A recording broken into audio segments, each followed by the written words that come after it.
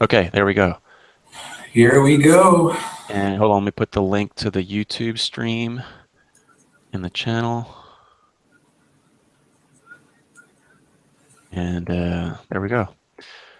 Let me see. Hold on, let me see now if people can actually type in the chat. We're just because I haven't done this before. So I remember the last hangout that I held, people weren't able to actually type in the chat.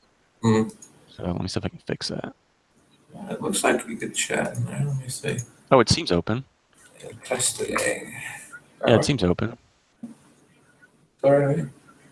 Assuming people can actually open the page. Yeah, no, it's the YouTube link that I just posted in the chat. Sure.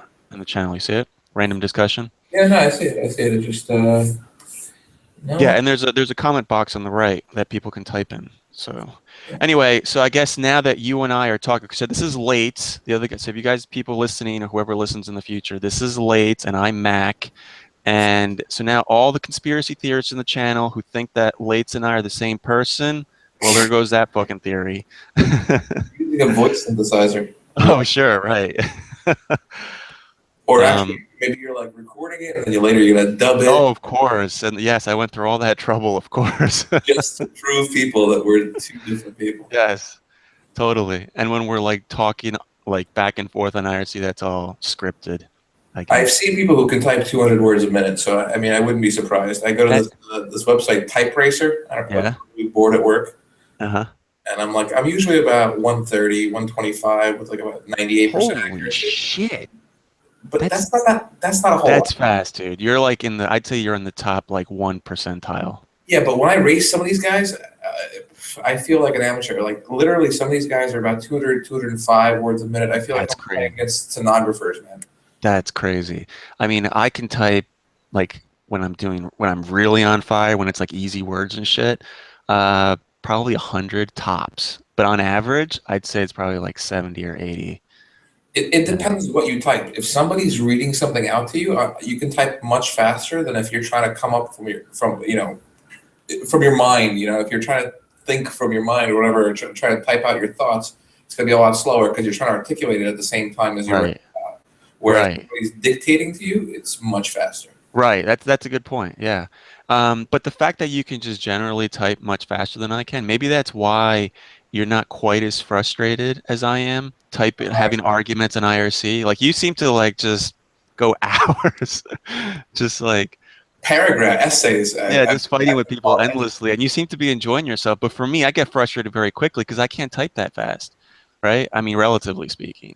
Yeah, So I it's mean, so relatively frustrating speaking, trying to have like a nuanced discussion, like a political discussion on IRC for me is just beyond frustrating. dude, I I mean, it's frustrating even having to have this type of discussion, like just here, voice chat, or even on the phone with people, or just imagine trying to have a productive, constructive discussion on IRC. dude, IRC is for the lulz. We both know that. You've been on IRC for how long? At least 20 years, right? I mean, I know you've been there for a while. Long time, long time. Yeah. So it's been over 20 years for me too. So I mean, I did it when IRC was 40,000 people. I'm doing it now when in reality it says 10,000 people, but we both know that 75% of that is bots. So you're really dealing with about the same 2,500 people in rotation Yeah, year. I mean, I don't know. Have you always been political? Like, were you always interested in No, politics? no, It's no. relatively new, right? Yeah, I mean, maybe the last, I would say the last 5 years, I guess. Yeah, for me, I've been political probably for the past, yeah, probably same 5, 10 years, something like that. But I haven't been like really vocal, right? Until like the Trump phenomenon came along, right? Because now it's just like almost like reality TV at this point. I think most normal people who consider themselves moderates, I would put us both in that same, to different degrees, but I think we would both categorize ourselves as moderates or used to be moderates. I think most people saw the world crumbling around us and just like decaying, and it was small bits and pieces. Every once in a while, someone would send us a link from like a really sleazy liberal rag, and it would be like, protesters at such and such protesting. And it was some nonsense. We would go like, oh, that's crazy. And then every other day, we saw the same link going on about something crazy. And then this whole Black Lives Matter nonsense started. Yes. And normal people were like, oh my God, yet another one. And this one wouldn't go away. And, I'll be honest. The fact is they had, one killing after another. it kept happening. But the fact is, they kept ignoring the cases in each of them, and so we had to constantly fight back against these pieces, even amongst the ones that were legitimate. The guy that got shot, you had the video of the guy getting shot, literally getting shot by a cop while walking away with his hands up in the air. That's fucked up. Yeah. But you can't identify that one and say, oh, well, what about the guy that got choked while selling Lucy's in Staten Island? Or what about the guy that got, Mike Brown, who reached for the cop's gun? Well, those were not legitimate. Right. No, the vast majority of them aren't, and this is the problem. Like, have you seen what CNN has been doing lately as well? They're trying to rehash this Michael Brown shit. I don't know if you've heard about it, but like a new videotape. They're selling drugs or something. Yeah, they're trying to like downplay what he did. They're trying to say that he was totally innocent, didn't deserve what happened to him, and this and that. The fucking guy punched a cop. What the fuck? And like multiple eyewitnesses saw this happen. Black people too, not just like white people. A normal neighborhood would say, full of people would say this happened. I'm not even going to say Texas, because Texas may be on the extreme side. Even in suburban Florida, right? If you're outside and you're walking by and you see a cop trying to arrest somebody and he gets punched in the face, are you not going to try and help the cop? I mean, just a normal human being. Yeah. I mean, maybe you don't want to get in the way if the guy's got a gun. Listen, I completely understand. But like, if it's, you're going to help the cop up or something, you're a decent human being. Like, and they're trying to make the cops the enemies to everybody. Right. No, it's horrible. And the thing is, like, first of all, if I was ever in a situation like that where I punched a cop, I wouldn't expect to survive. If I end up getting killed, it's on me. Right? I fucking punched a cop. Think about the type of person, right? I mean, just getting lippy with a cop requires a certain type of person to even do that, right? Now, to take that to the next level and actually assault a cop, I mean, that's crazy, all right? That's a really violent fucking person. And they're making this guy out to be like this like saint, like he's literally Jesus on the cross. I mean, the way that they're representing him is this poor innocent young guy with so much to live for. He was shot and his life taken at such a young age. I'm like, are you kidding me, guys? Yeah, and you see the picture that they post of Michael Brown? It's like the picture when he was like 12, and he has like this innocent little look. You know what I mean? The sound of Trayvon when he was like 11 before. Yeah. Like, oh, look at this innocent little kid. He's just like hopping around the street with Skittles, and he's until he fucking assaulted a man and bashed his fucking head into the goddamn concrete. This is where we agree, and the numbers bear it out. Anyone who you can listen to who brings any kind of statistical analysis to this situation, he'll point to you that there are no extreme anomalies. There are no huge variations in the numbers. The fact of the matter is that there's actually more white people that are being killed by cops for the same amount of crimes than there are black people. And not even cumulatively. I mean by percentage. But you don't hear about those cases. Well, that part, that's not true. Oh, no, it's true. Look it up. Look, it recently... Per capita? Per capita. Per capita. Literally per capita. I'm pretty sure that per capita more blacks get killed.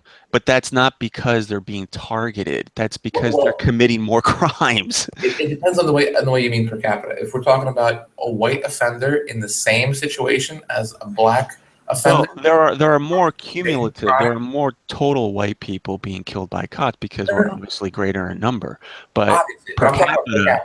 I'm talking about specifically per capita. This is the important stat that when you compare the crime and everything else that you take into account, there are actually more white people getting shot for the same situations. In fact, the reason is that that cops in general are now a lot more cautious in terms of whether their shootings are going to be justified or not. And sometimes they're actually letting perps get away rather than potentially having to shoot at a target because they know that regardless of what happens, they'll be vilified. What kills me is the cherry picking, right? I mean, it's like... I don't know if you heard this case. Probably most people have not heard of it, but I actually saw the video. Okay, there was this instance just recently where a black cop, right, was chasing down some white guy, and he had his 6-year-old boy in the passenger seat or in the back, I forget. But the black cop started shooting at the car, right? I forget what the offense was, but the guy wasn't armed. There was wasn't anything that warranted. I think the guy was just driving erratically or something. But anyway, the cop started shooting into the black cop started shooting in the car, ended up killing the 6-year-old boy, white boy, right? Did you hear about this anywhere? I mean, I literally saw this like at the bottom of CNN for like 2 hours before it was gone, right? we're at the very bottom of the victim totem. So And the nobody thing wants. is, and I just imagine if that had been flipped and it had been a white cop shooting at a car with black people inside, and it was a black 6-year-old boy that ended up being But killed, to be right? fair, There would be riots to this day. Right now, there would still be rioting, right? A bunch of innocent cops would have been killed by now. They would have been crying like racism, and it's like it would have been probably an all-out race war potentially at this point, right? If that had happened. but, Thankfully, it but that's didn't. not. But that's not totally race. It's also class, because I can guarantee you, if it was a relatively affluent white family, you would have heard about it on the press. I guarantee you. So it's not merely the fact that they were white. It was probably because that they were relatively poor or lower middle class in a way. I guess that's true, I suppose, but If this would have happened in Beverly Hills or yeah, the reason I think, well, if they're famous, of course, right? And every I don't time know. I'm not so sure if they were rich that they would actually be a news. bumper fender bender, I guarantee it'll make front page news. Do you want to know why I don't think that it would get the same type of coverage? It's because I think that the media is terrified of trying to create an equivalence between, you know, white people being killed by cops and black people being killed by cops. So if they try to present this, right? Oh, look at this white family. They're going to be like, oh, look at CNN. They're so racist. They're trying to create a false equivalence here. Like it's the same thing. Like it's the same problem. And I think they're terrified of that. And it's all because of this political correctness has just run amok in this country. And it's not just in the country, it's in the West, right? I mean, Sweden is even worse than the United States at this point. Let's It's not even get into Sweden. horrible. That's going to be a whole other conversation. What's going on in Europe as a whole? What's going on in Sweden specifically? Yeah, it's I mean, bad, really bad. but the thing, And I hope that it continues to get worse in Sweden. but You know why? Not because I'm evil, but because I want Sweden to serve as an example, as a lesson to we're all both these saying the people. exact same thing. We've been saying the exact same thing. A domino needs to fall for the others to realize that this is a bad thing that's happening. And I think that it's going to have to be Sweden. It's sad, but it's going to have to be. It is sad, right? And it's sad that it has to come to this. That this is what needs to be done for these people to wake the fuck up and stop burying their head in the sand and denying reality, what is like demonstrable. Like it's right in front of your face, but they choose to deny it because it's all about virtue signaling now, right? I think like ever since religion has kind of gone by the wayside, and nobody especially liberals don't really take that shit seriously anymore. They need a sense of purpose, right? So they need to turn something else to turn to for purpose. And now they turn to identity politics. Okay, we got to be the heroes now and defend minorities and brown people. And this is their new purpose in life, I guess. You've got to admit one thing, and I've thought about this quite a bit. I am just astounded. The Muslim PR machine is fucking amazing. It's astonishing, isn't it? Dude, somehow they've managed to take a Stone Age religion that practices some of the worst misogyny and homophobia that's ever existed. Literally burning gays alive, throwing them off rooftops, yes, throwing acid in women's faces. Yes, we're going to school. The worst, most horrible offenses to humanity being committed in the name of Islam, and yet they are at the very top of the victim totem pole. Yeah, and my theory on that. You don't want to know why I think this is happening? It's because it's two reasons. Number one, most important, they're brown. Yes, generally speaking, it helps that you're brown. That's number one. They're brown. And secondly, at least in this country, they're a minority. So if you're a minority and you're brown, that's top priority for these people, right?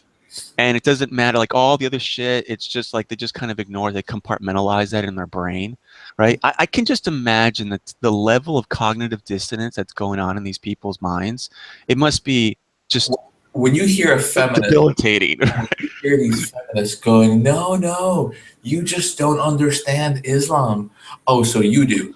So in your 2 weeks of learning about Islam, you've managed to pick up what scholars have been preaching for over 1,000 years. That's amazing. And what they tell themselves is that, no, it's a religion of peace. It's just that you're interpreting. It's only the radicals that are interpreting. See, this is what they fail to understand. The radical argument, please go on.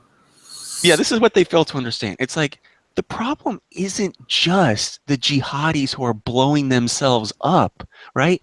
It's if you look at the opinion polls all throughout the Middle East, where they ask just basic questions about civil rights when it comes to the treatment of women, the treatment of gays, the treatment of apostates and atheists, right?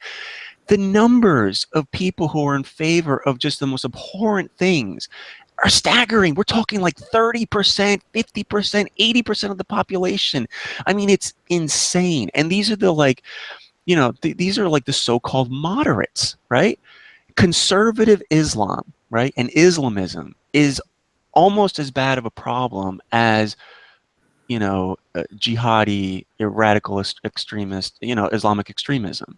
It's almost just as bad because that's what breeds that type of shit, right? When you're raised in that culture, in that environment, it's not that far away from, you know, getting to that tipping point of becoming a radical jihadi. So when they talk about it being a religion of peace, it's just unbelievable. It's like, look, the when they have a fair point when they say that, look, when you read the Old Testament, it's like there are things in there that are just as misogynistic, just as homophobic, etc., as Islam. The difference is that, yeah, go ahead. Part of the system, man. And switch if you're streaming this, you might as well switch to my screen real quick, so you can post it up for anyone who ends up watching it later. Is the chart that you're? Oh yeah, there you go. There you go. Right. So just for anyone who wants to see that later, feel free. Go ahead and then, yeah.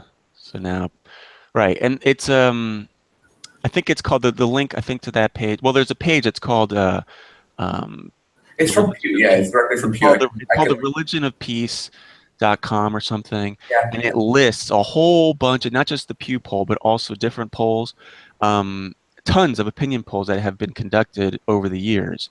And the numbers are staggering. It's absolutely staggering. It's not fringe like people like Smoogie want you to believe, right? Like, oh, it's just, you know, people. No, I'm not. I don't know.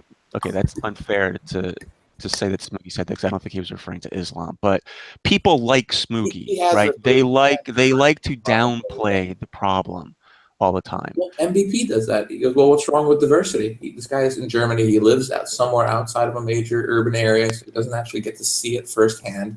He only gets to comment about it on IRC. And so he'll talk about how great everything is and how wonderful it is to become diverse and how that's a strength.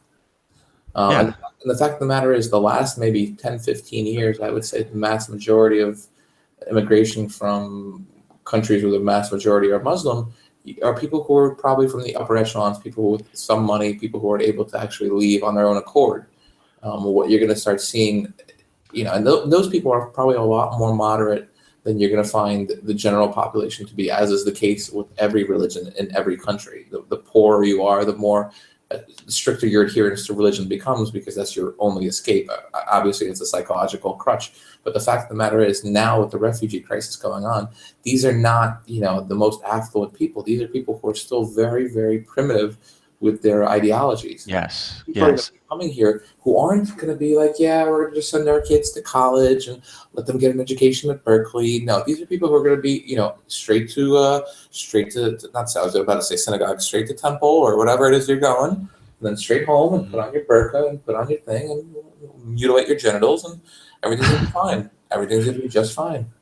Yeah. And to me, this is where the nuance comes in. This is why this type of discussion is just not conducive for a place like IRC. So I don't have a problem with multiculturalism per se. I'm always against the multiculturalism, but it's not so much that I have a problem with a diversity of cultures. It's when it's particular cultures, right, that don't assimilate well, that have backwards ass traditions and customs and values, right, that they refuse to assimilate. They have weird, like they're oppressive towards women, they're oppressive towards gays, they're oppressive, they want a theocracy rather than a secular government. This is the type of shit, this is the type of culture that I can't get behind. I don't want that crap in our society, right? And it's not so much about affluence for me either. It's like you can be poor, right, and have good values and clean up after yourself and not commit crime and not, you know what I mean? There are cultures that are. that you just described the majority of the Midwest. It's really some of the nicest, most wholesome people, not necessarily rich in any, monetary way, but you're going to see them clean small houses, maybe, but Right. clean yard, clean backyard, Yep. family always tucked away, cars always in good shape. Yep.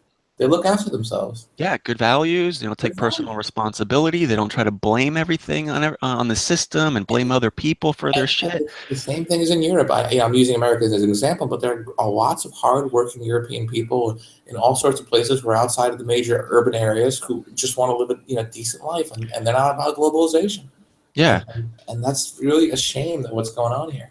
It really Yeah. is. The thing is, like, in theory, right? This is where the philosophical thing comes in. And it's like, in theory, I at some point, right, I think globalism and one world government can be a good thing.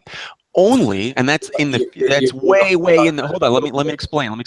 So this is like way in the future, Sure. when we've 23. eradicated like all the problems in the world. We figured out how to deal with, everybody has basically on the same page when it comes to their values and being progressive in terms of their value for science and technology and secularism and that type of shit, right? Once we get there and we know what works after a lot of trial and error in different countries and shit, and we find out what works and what doesn't work, then maybe at that point we can go ahead and strive to have one world government. But we're not there yet, not even close. So we should start with like a little microcosm, start with little countries, right? Get your shit in order, right? Figure out what works for you, and then slowly expand from there, right? Try to like spread your ideas. It's like essentially like a competition. This is why I'm for the free market, right? Not unfettered capitalism, right? That type, I mean, with certain regulations in place, but because we're not there yet where we can trust a government to know exactly what needs to be done for everybody, right? To provide what a suitable uh, uh, health care, suitable, just everything across the board for every single person. We're not there yet. So that's why you need to have competition. You need companies competing, states competing, right? To evaluate what's works and what doesn't work. And sometimes maybe there isn't going to be a one solution for everything. You know what I mean? Sometimes there is going to be different pockets of people, different cultures, different societies that require different ways of handling things than others, right? Maybe because the environment is different, the conditions are different. Who knows? So So let me address your first point. So your first point, you're absolutely right in the fact that that there are other cultures, and not all cultures are the same. And I forget the name of the exact term that they typically use to describe this, but it's like cultural Marxism or something along yes, those lines. cultural Marxism. Well, Where cultural Marxism is more like SJWs, right? They want to like, right, so I guess it's like a cultural equivalency or something where they say all cultures are are special or meaningful in some special way. No, they well, it's that they want to force their, like their, And the example I want to bring up is, Sikh culture and Hindu culture, and these are some of the brownest people on the planet. Sometimes they're even darker than Native Africans.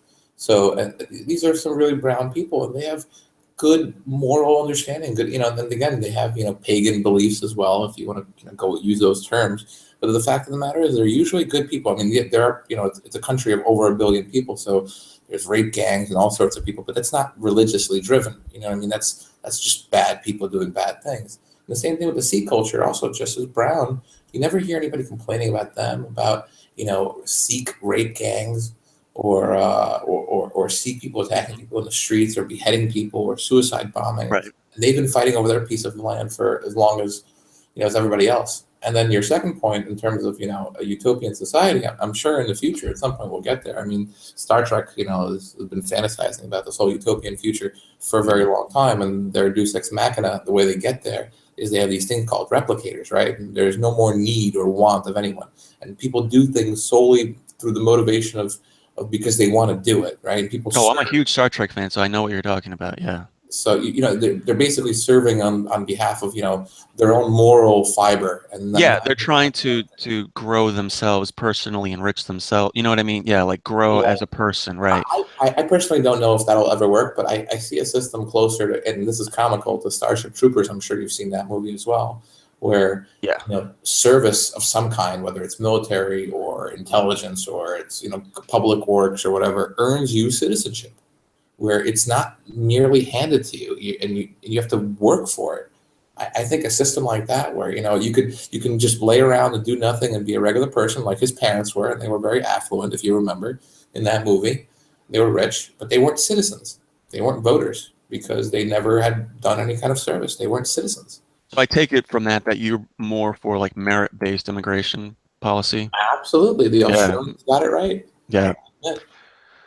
I agree. And I think even Canada has that, don't they?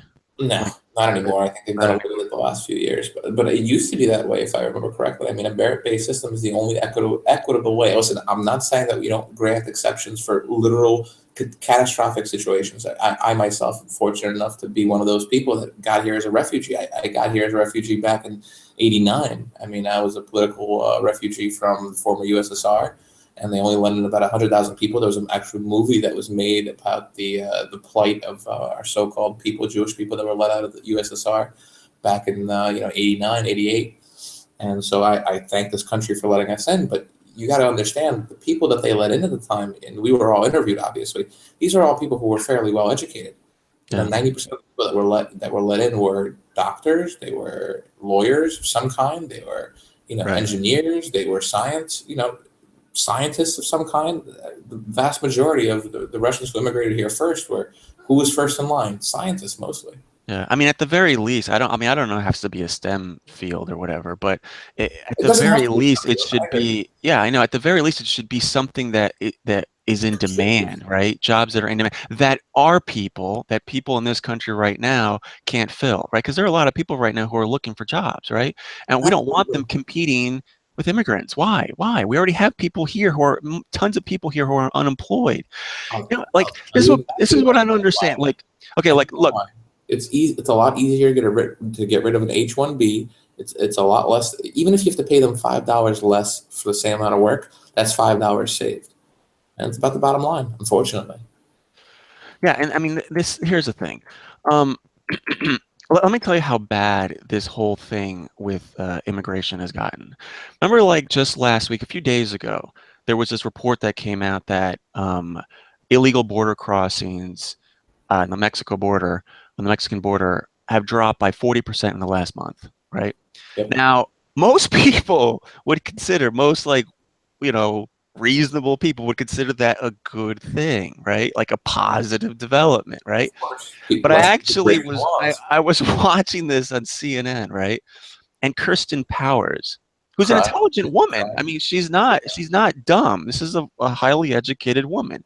She was actually Educated in what? complaining about this, right? I mean, Educated in I mean, what? I don't know what her degree is. I'm just saying that she's a well-spoken, intelligent, articulate, Would you agree person. that you probably learned everything that you needed to know about your job on the job rather than at school? I mean, you probably got some Absolutely. Oh, fundamentals absolutely. about some Without basic. question. Without question.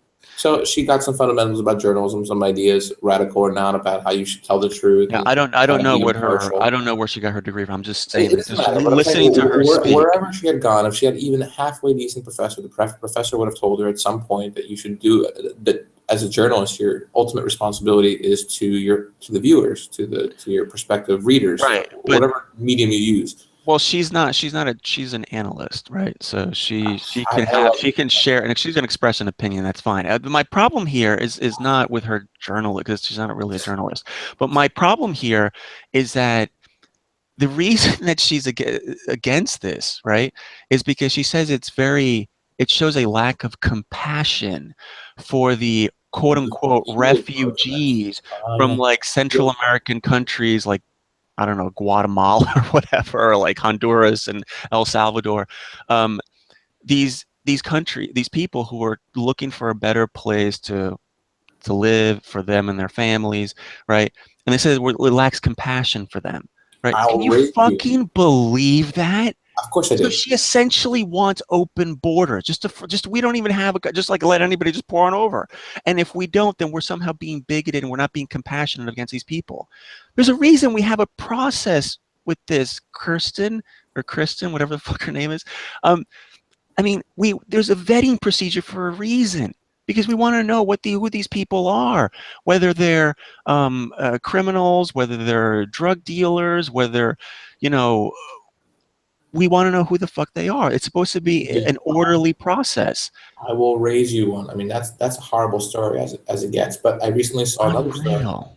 and this is pretty bad also, about how there's a huge crisis going on because America is deporting all of these illegal aliens, many of which are gang members, gangs, Yeah. MS-13, and now The these horror. poor, yeah, these terrible gangbangers are going back to their native countries like Honduras and Guatemala, and they're taking their anger and their lethal trade with them back to their countries, and how it's causing a problem in those countries in the Oh first place. no. Oh my God. How As if terrible. that's our fucking problem. How much These pity I people, should these feel for people them. literally want to dump every third world nation into the United States. Our Now, okay. school system, our prison system are run by these illegal alien gangs. MS-13 runs all of the California prison system. It used to be the Aryan Nation back in the day. They were at least our problem. But MS-13 is basically 90% illegal aliens from Guatemala and Honduras and all these other third world shitholes that come here, clog up the prison system, killing insane amounts of people in some of the most brutal fashions. And we should have pity and keep them here and make them our problem. Right. Make them our problem. Right. I mean, that's the problem. It's like Where's your compassion?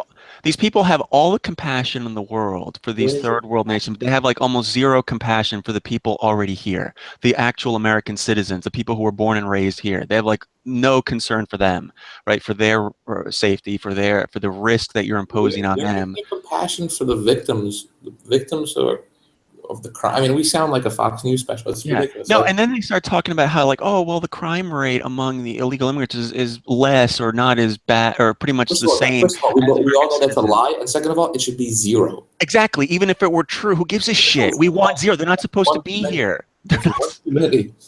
They're not supposed to fucking be here. Who gives a shit if it's less or the same as the normal population? The point is we shouldn't tolerate any crime from people who shouldn't be here in the first place. And they cherry pick the data to make it seem that way anyway. There's no way in hell that they took a cross section of America in terms of Yeah. total I mean, population. this is like saying, imagine if a judge decides to release a guy who committed he committed mass murder or some shit, right?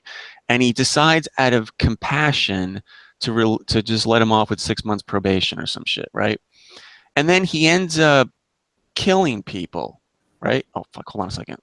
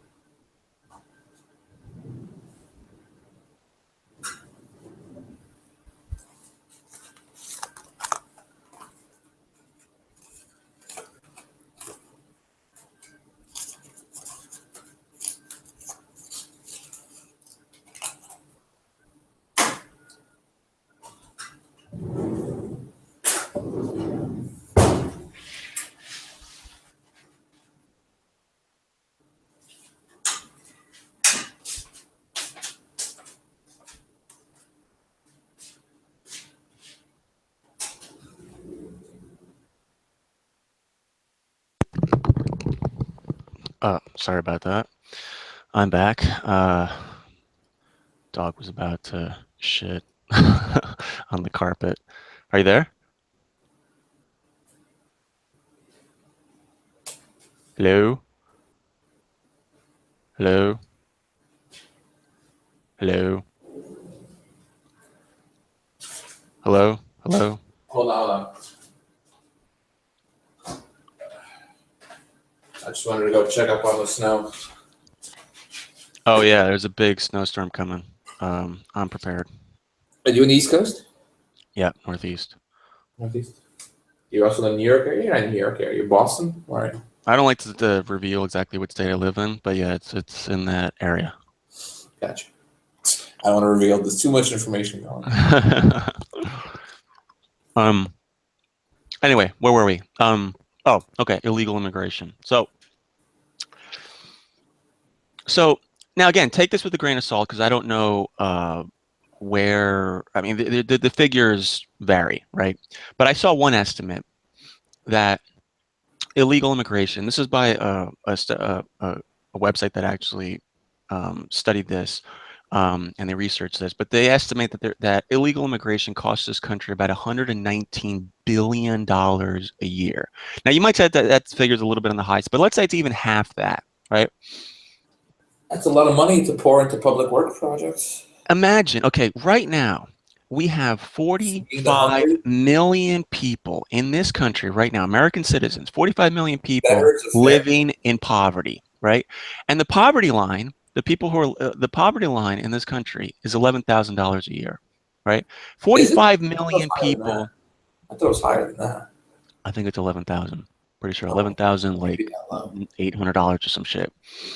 Oh no, that's terrible. 11,000 a year. I'm pretty sure. By the way, you way, can look it up to confirm it because I'm pretty sure that's what it is. But anyway, the point is that 45 million people. That you just quoted, by the way, half of that figure out of that 120, let's say, even though it's 60, that's already more than the budget of the entire VA. Just so you know. Yeah, it's huge. It's a huge fucking number. Now just think about it. So 45 million people right now are living in poverty, which, as far as I know, is $11,000 a year, and that's like the max, right? So that means it's anywhere between $0 and $11,000 a year that people are making, right? Now imagine how those people must feel that we're wasting $60 to $120 billion a year on these people who shouldn't even fucking be here, right? Where's the compassion for those people? Where's the compassion for why aren't we spending that money on them? You know, I mean, let's just, I mean, I'm not for like just handing out money like that, but I'm saying if we're going to give money to illegal immigrants, right, might as well give it to the people who, they don't have a Soros to back and finance their plight. They're busy going to work. They have to feed their families. I mean, it's just, they're not reaping the same benefits as everybody else, the welfare benefits, the food stamps, the unemployment, because they're probably not in that poverty line. They're hovering somewhere in between poverty and medium middle class, I should say. And they're suffering too. I think it's like, I think it's half the population, half of the United States makes under $30,000 a year. That is so pitiful. I don't know what to say. That is so bad, right? And it's even worse, and depending on where you live. I mean, whole families get raised on that kind of money. That is insane. I mean, it's just unreal how much these people must be suffering on day to day. Just the frustration. So then I hear a lot of people that they're doing, you know, they're doing well. The economy is doing well. Everything's going well, and they're poor as dirt. And now they're being told that more people from other places in the world are going to be brought here to reap the benefits of our richness, our rich country. Look, let me tell you something. I had a very illuminating discussion the other day, like we're having now, with this guy Ism in the channel. He's from Finland, and he told me things about Finland that I never knew about, and it's just astonishing, right? Like he showed me. They have a socialist system up there, and apparently it works for them because the culture is different, right? And it's tiny, right? So, but let me tell you something. So he showed me pictures of the poorest section of Helsinki, right? And he like Google Maps, right? So I zoomed in and I could see the streets and everything and the buildings and shit. And my God, it's like a normal, it's like you couldn't even tell. It looks nothing like the slums here in the United States, like where everything's falling apart. There's like filth and garbage all over the floor. There's graffiti everywhere. This looked like a normal, I'm like, that's the worst in Helsinki. That's the worst in your country. And he's like, yeah, pretty much. That's the worst. That's like the worst you can find. Look, so I'm thinking to myself, look, when we get to that point in this country, right, where like the worst, the poorest of the poor are living like that, right? That's the poorest of the poor. Then we can start talking about, maybe helping other countries and being We got a a little more charitable. You we know got what I a mean? long way to go. Long way to go. Long way to go. So until that day comes, yeah, maybe we should start focusing on the 45 million people who are living in poverty right now in this country, right? And stop with this Stop bullshit fighting of trying to like wars. save the world, you Stop the know? proxy wars. Stop trying to do nation building. Right. Exactly.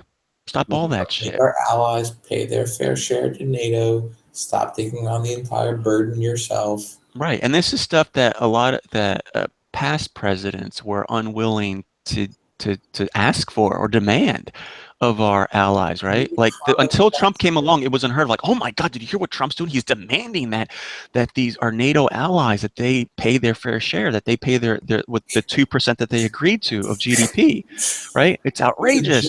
It's a joke. It's ridiculous. And now what are they doing? They're paying. They're Hey, like, yeah, we agree. They're paying. Yeah, they're like, yeah, sorry, we understand. checks in the mail. Sorry. Yeah, And it's just anyway, unreal. and they won't even give them credit for that. They won't even turn on a Yeah, minute of coverage and say, you know what, Trump actually got it to pay off. How good. yeah. This is why, in a lot of ways, like I will never affiliate with any particular political party. I'll never call myself a Republican or a Democrat because there's just so much overlap. Like there's so much stupidity going on in both I'm an independent. parties. So you're an But independent. I'm an independent. I'll always be an independent. I don't like to because But there's a you lot of have to things vote that I in the agree with. caucus, don't you think? It'd be Like nice to vote in the caucus once in a while. unfortunately, in certain states, you have to actually affiliate with a You have particular party in order to vote in one of the caucuses, right? In one of the caucus elections. So yeah, I tell by that you're not in one of those states. Well, I won't say, but and if I was living in one of those states, I simply wouldn't vote in the primaries. That's all. I would just vote in the general election, and It that's would have been it. fun to vote in this one. I would have. But but whatever. Even if I did for that purpose, I wouldn't really be a true Democrat or a true Republican. It's just I'm doing it because of the stupid rules in this stupid state. Um, but anyway, it's just because there's a ton of overlap between the two. Like there's a lot of things that I agree with the Republicans about, with the, fundamentally, just generally speaking, and a lot of things that I believe in with the Democrats. Like, for instance, I'm not pro-life. I'm pro-choice. I think the In all cases, Republican fixation. in No, all of course, cases, no, of course not. Like, I don't believe in partial birth abortion. That's late term. insane. I don't believe in late-term abortion. Obviously, So we are that's completely eye to crazy. eye. We are completely Um, eye to eye. but I'm not in. See, But a lot of Republicans, they don't can't believe say in that, by the abortion way. at all. You're not pro-choice.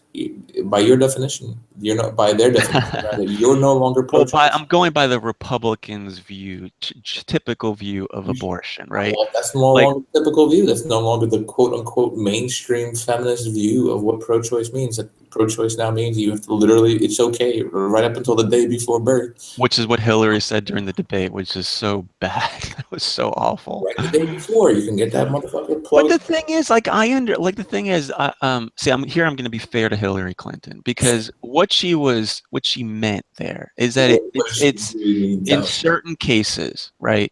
Like When those extreme cases, when a you health, literally have she would to have said if it was a health when you related literally have to, right, when you literally have to make a choice between the life of the mother and the life of the no baby, one would then argue against. that decision should Come on. fall on the family, the mom, whatever, Of course, no one would argue not that. on the state. That's not what she said.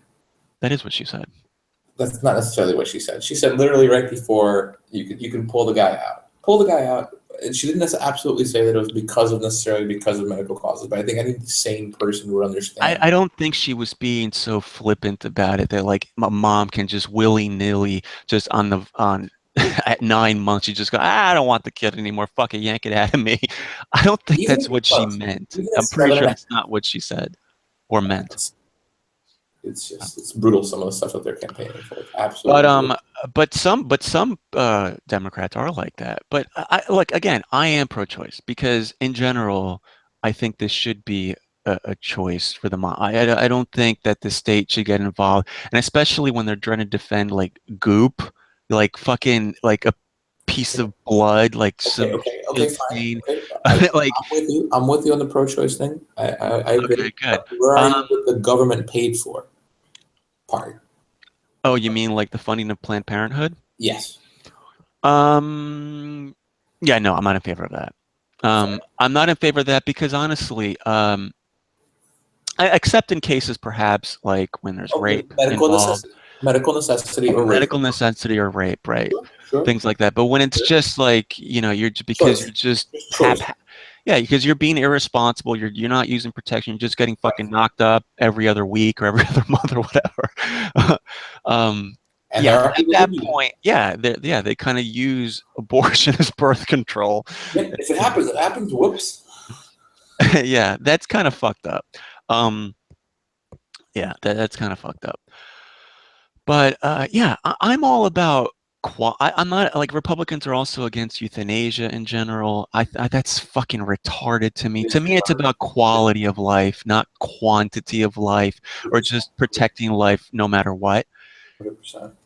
Yeah, I mean, which is kind of weird because for such a pro-life party, Pro they rights. they tend Pro to rights they part. tend to be usually they tend to be in favor of capital punishment, the death penalty, right? Which is kind of odd to me. That's not the paradox that worries me. It's the fact that they're for state rights and individual rights, and yet the most fundamental right of all, which is the decision to end your own life when you're in pain, not because of mental illness or some Right. other distress or depression or whatever the case Yes. may be, but because of literal, pain that drives you to death. They're against it, and that drives me insane. Absolutely. Same as the marijuana argument, where like I just recently heard some of the nonsense coming out of Sean Spicer about marijuana or the attorney general. If you're such huge advocates of state rights, how dare you intervene in the legal distribution on decisions made by the states of Colorado and Washington State and California and all those other places. These are states, these are municipalities that have voted to enact these laws, and you are willfully disregarding them. Isn't that a fundamentally against everything that you stand for? Absolutely. Yep. Whether you So, like it or not is irrelevant. The people of those places chose it. You right. Who can the be a fuck are you to Democrat all intervene you there want. and tell a person that they can't end their own life? Like, did they choose to come into this world? No, somebody made that choice for them. So they should have the liberty to take themselves out of this world if they want to. If they can't, I mean, within reason, of course, right? So for instance, if somebody just broke up with their fucking boyfriend or some shit, they got dumped or something, and they're so distraught that they want to commit suicide. Okay, no. I mean, I'm not in favor of euthanasia in those cases. But when it's something like a terminal Unless it's like a really disease, ugly girl, something like really, really ugly, then maybe we'll consider it. maybe. Really wants to go. If she really wants to go, all right. I can understand. That's a pretty shitty life. Yeah. She Yeah. got like a big goiter on the side of her fucking neck or some Yeah, shit. there's no chance of her ever reproducing. It's just like, it's real bad. It's just pretty fucking hideous. Maybe. No, but Maybe, seriously, maybe. in We case could it, think about it. We could at least think about it. right. Yeah, but look, if it's something that they honestly they seriously don't have any control over, that there's no end in sight really, and they're suffering horribly because of it, even if it's something like depression, yeah, I think that they should be allowed. They'd have to be medically examined first by a psychiatrist, by a doctor, etc. Get them cleared. Depression? I Make don't sure know, man. that Depression feels like something that well, they I'm should talking about chronic treat. depression, not just Right. like Like, just you having think that was a a mood hormonal swing. imbalance or something, or is it psychological? No, there are people who would suffer this for years, and it's chronic, it's debilitating, and it's not just like just having a mood swing on one day, just kind of like We need waking up on the wrong side of the bed one day. No, this is like a recurring thing, and none of the medication works, and why are we going to force these people to go on? I don't understand it. It's crazy to me. Man, To we me, our focus should be on need quality of life, quality of life. You know what I mean? Within reason, of course. Because then people will say, "Oh, but how do you find quality?" Blah blah blah blah blah. Like, oh, shut up. I mean, for fuck's sake. it's pretty When it obvious Yeah, when it gets to certain extremes, we know. Okay. Um, yeah. So anyway, that's another thing that I disagree with Republicans about. Gun I don't control. think all Republicans. That's I don't think that's a mandated Republican policy. To be honest with you, I really don't. No, I'm not saying none of it's mandated, of course. There's But I going mean, to be but like, mainstream Republican. Maybe it is. I It's think it hard to is. know. I think it is. They're generally against that. I don't know why. Gun control's another one. That one I'm kind of on the fence on. Oh no! Um, Come on! I know you're a gun rights activist, or well, not I'm an not a gun activist, right. I but don't own a gun. I wish I did. I'm trying to get one. I'm in the process um, of trying to get it. I I am typically historically I've had the Responsible gun opinion ownership. that What's wrong with responsible gun reasonable gun control I think is fine, but then like lately I've been thinking to myself, it's like, does that really have any impact on reducing like gun violence or gun crimes? I don't think so, because criminals don't ownership? obey laws.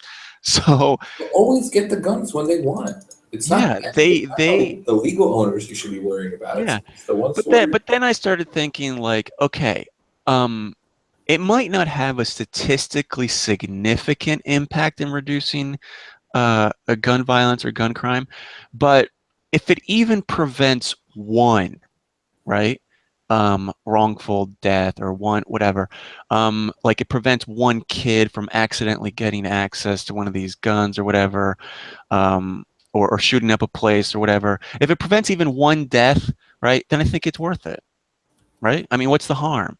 So, for instance, let's suppose they limit cartridges to, I don't know, That's not. 10 That's rounds, 10 not. rounds rather Come than. on, that doesn't change anything. The cartridge stuff is not going to Statistically, change a it thing. won't, but it might. Like if you're going let's suppose you're having a bad day, Here's what it right, and does. you're going on a killing spree. Here's what it does. It limits the rights of the legal gun owner. There's really no legitimate way that you can tell me that, shortening the size of the cartridge is going to necessarily change the direction anyone would have Okay, taken. well, that's just one example. What about like gun safety locks, stuff like that? I mean, I'm not against that. if I think okay. technology is the way out. I do Well, agree. the NRA is typically against that. And the reason is because when you add any more like contraptions and shit to the gun, it makes the gun less reliable. There's more shit that can break, and that's putting I agree people with at that. risk. But So, I think the technology needs to get good enough that people would want to do this themselves. I don't think the way that you get to that position is through legislation. I think what needs to happen is the technology needs to catch up and force the system to change, just the same way that the system will change once the mandatory $15 an hour minimum wage is going to be enacted. All of a sudden, you're going to see a huge monumental shift in automation, in consumer automation, in retail especially. What you're going to start seeing is a whole lot more computers in front of you and a whole lot less people in front of you. It's going to happen, and the way that it's going to happen is through technology. yeah, but I mean, I don't know. I just think that again. So you want to make guns Oh, safer? Allow them to spend more money into R&D, and I guarantee you they will. I'm not against the whole system like Judge Dredd, where each person has a DNA coded gun, and no, every just inherently, when you add more shit to a gun, right? The simpler the gun, the less shit that can go wrong. Right? It's kind of like same with code, right? The simpler your code, the easier it is to well, verify well, hold it on. for In that correctness. in that case, why are people using carbon rifles and all sorts of things right now instead of using flintlocks? I mean, that's the most simple design there is, right? Well, obviously, if Flintlock they can be want, if they value more than more just simple. they want extra It's perks and stuff. I'm it's just saying, convenience, right? It's convenience. It's also choice. It's also, technological advancements. There's a reason why people are using specific weapons today rather than the weapons that were used 60 or 70 years ago. It's advancements. So if okay, you well, let me ask you this: do you put any limit on it? Like, should we be able to own bazookas and listen, there's 50 caliber machine guns and this is a, tanks? this is an argument I've heard before, and obviously there needs to be some sort of reasonable, uses, Okay. right? So I think if you need anything over than what would be considered a hand weapon, up to maybe a sniper rifle in size, then you need to explain why it is you're getting something over this. I'm going to use an arbitrary number here because it's whatever. Let's say 20 millimeter or whatever, something along those lines. I Okay. think it's reasonable to. I mean, it seems somewhat arbitrary, but That's a but can. that's where it is. So at least you're in favor of gun control. You see, that's the thing. It's not gun control. At that point, it's military arms. I consider a 20 millimeter cannon that shoots 12-inch projectiles. I consider that a military weapon. What about an AK-47? Should we be able to That's own not a an AK? military weapon. So we should be able to own an AK-47? Absolutely. An AK-47 See, is. I don't see the need for anyone to own an AK-47. Well, I mean, if we use the argument of whether I or you need to see the need for such a weapon, then we get into an argument about arbitrary argument I about just what you think and I that consider normal or not normal. well, first of all, I'm not even sure what the law is currently. Are people allowed to own You're not AK-47? I allowed don't to think so, own an right? automatic weapon, but an AK-47, as long as it's semi-automatic, it's fully legal in certain places. Okay. So I'm talking about the automatic variety, right? No automatic weapons, as far as I know, are allowed in most. And are you okay with that, or do you want that lifted, that ban lifted? I honestly think that it wouldn't make much of a difference, to be honest with you, because see that's the key there. That's the key there. Have you ever fired an automatic? No, I've never fired a gun. No? Oh, you really should. I really. No, it looks like fun. I mean, I love to be honest. If you're anywhere near PA, there's a great range. I can send you the address to. It's fantastic. Sunset. I think it's the Sunset gun range, and they have great instructors. They'll walk you through the entire thing. But the point that I'm trying to make here is that any automatic weapon, for the most part, and I fired quite a few different types, is going to have so much kick and so much mule in it that it's almost impossible to hit anything. The only reason you ever use a weapon on automatic settings is, when you want to mow down a lot of people. No, when you want to lay cover. I guarantee you, anybody who's actually trying to kill somebody is using the weapon in fully semi-automatic mode, where you can actually get precision shots off, because you're trying to one shot, one kill. Well, maybe not one shot, one kill, but you're trying to mow people down with precision and accuracy and as fast as you can. Somebody who walks in with an automatic weapon and just fires off rounds, they're being indiscriminate. So, I mean, if you talk about indiscriminate murder, yeah, I guess an automatic weapon is a lot more dangerous. But if you're talking about in the hands of somebody who knows how to wield one, you're going to see that semi-automatic rifles are just as dangerous, if not more dangerous, because I guarantee you a trained operator of a semi-automatic rifle could probably lay down the same amount of fire and maybe, twice the time, but will be a lot more accurate.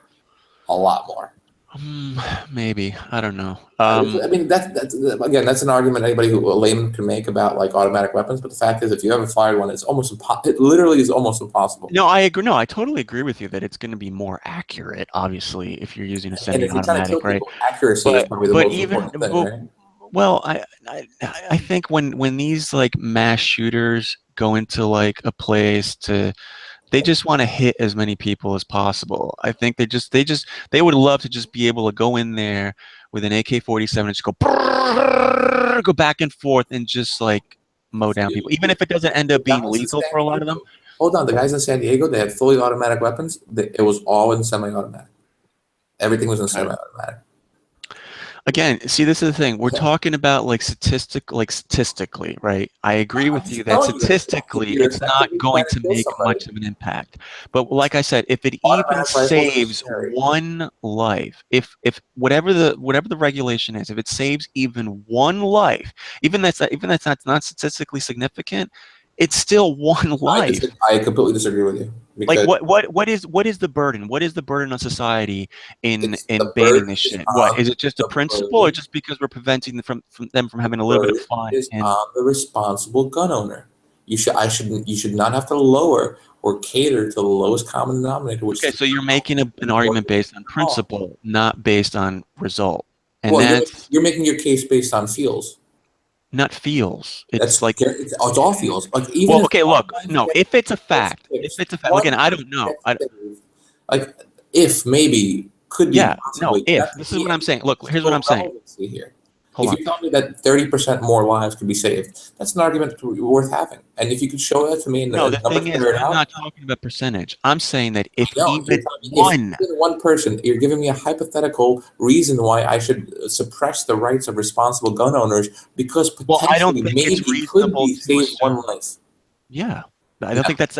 I no. don't think it's that unreasonable. Dude, if that's the case, then we should all be driving Okay, around let me give let me 5 give you an, miles let an me hour.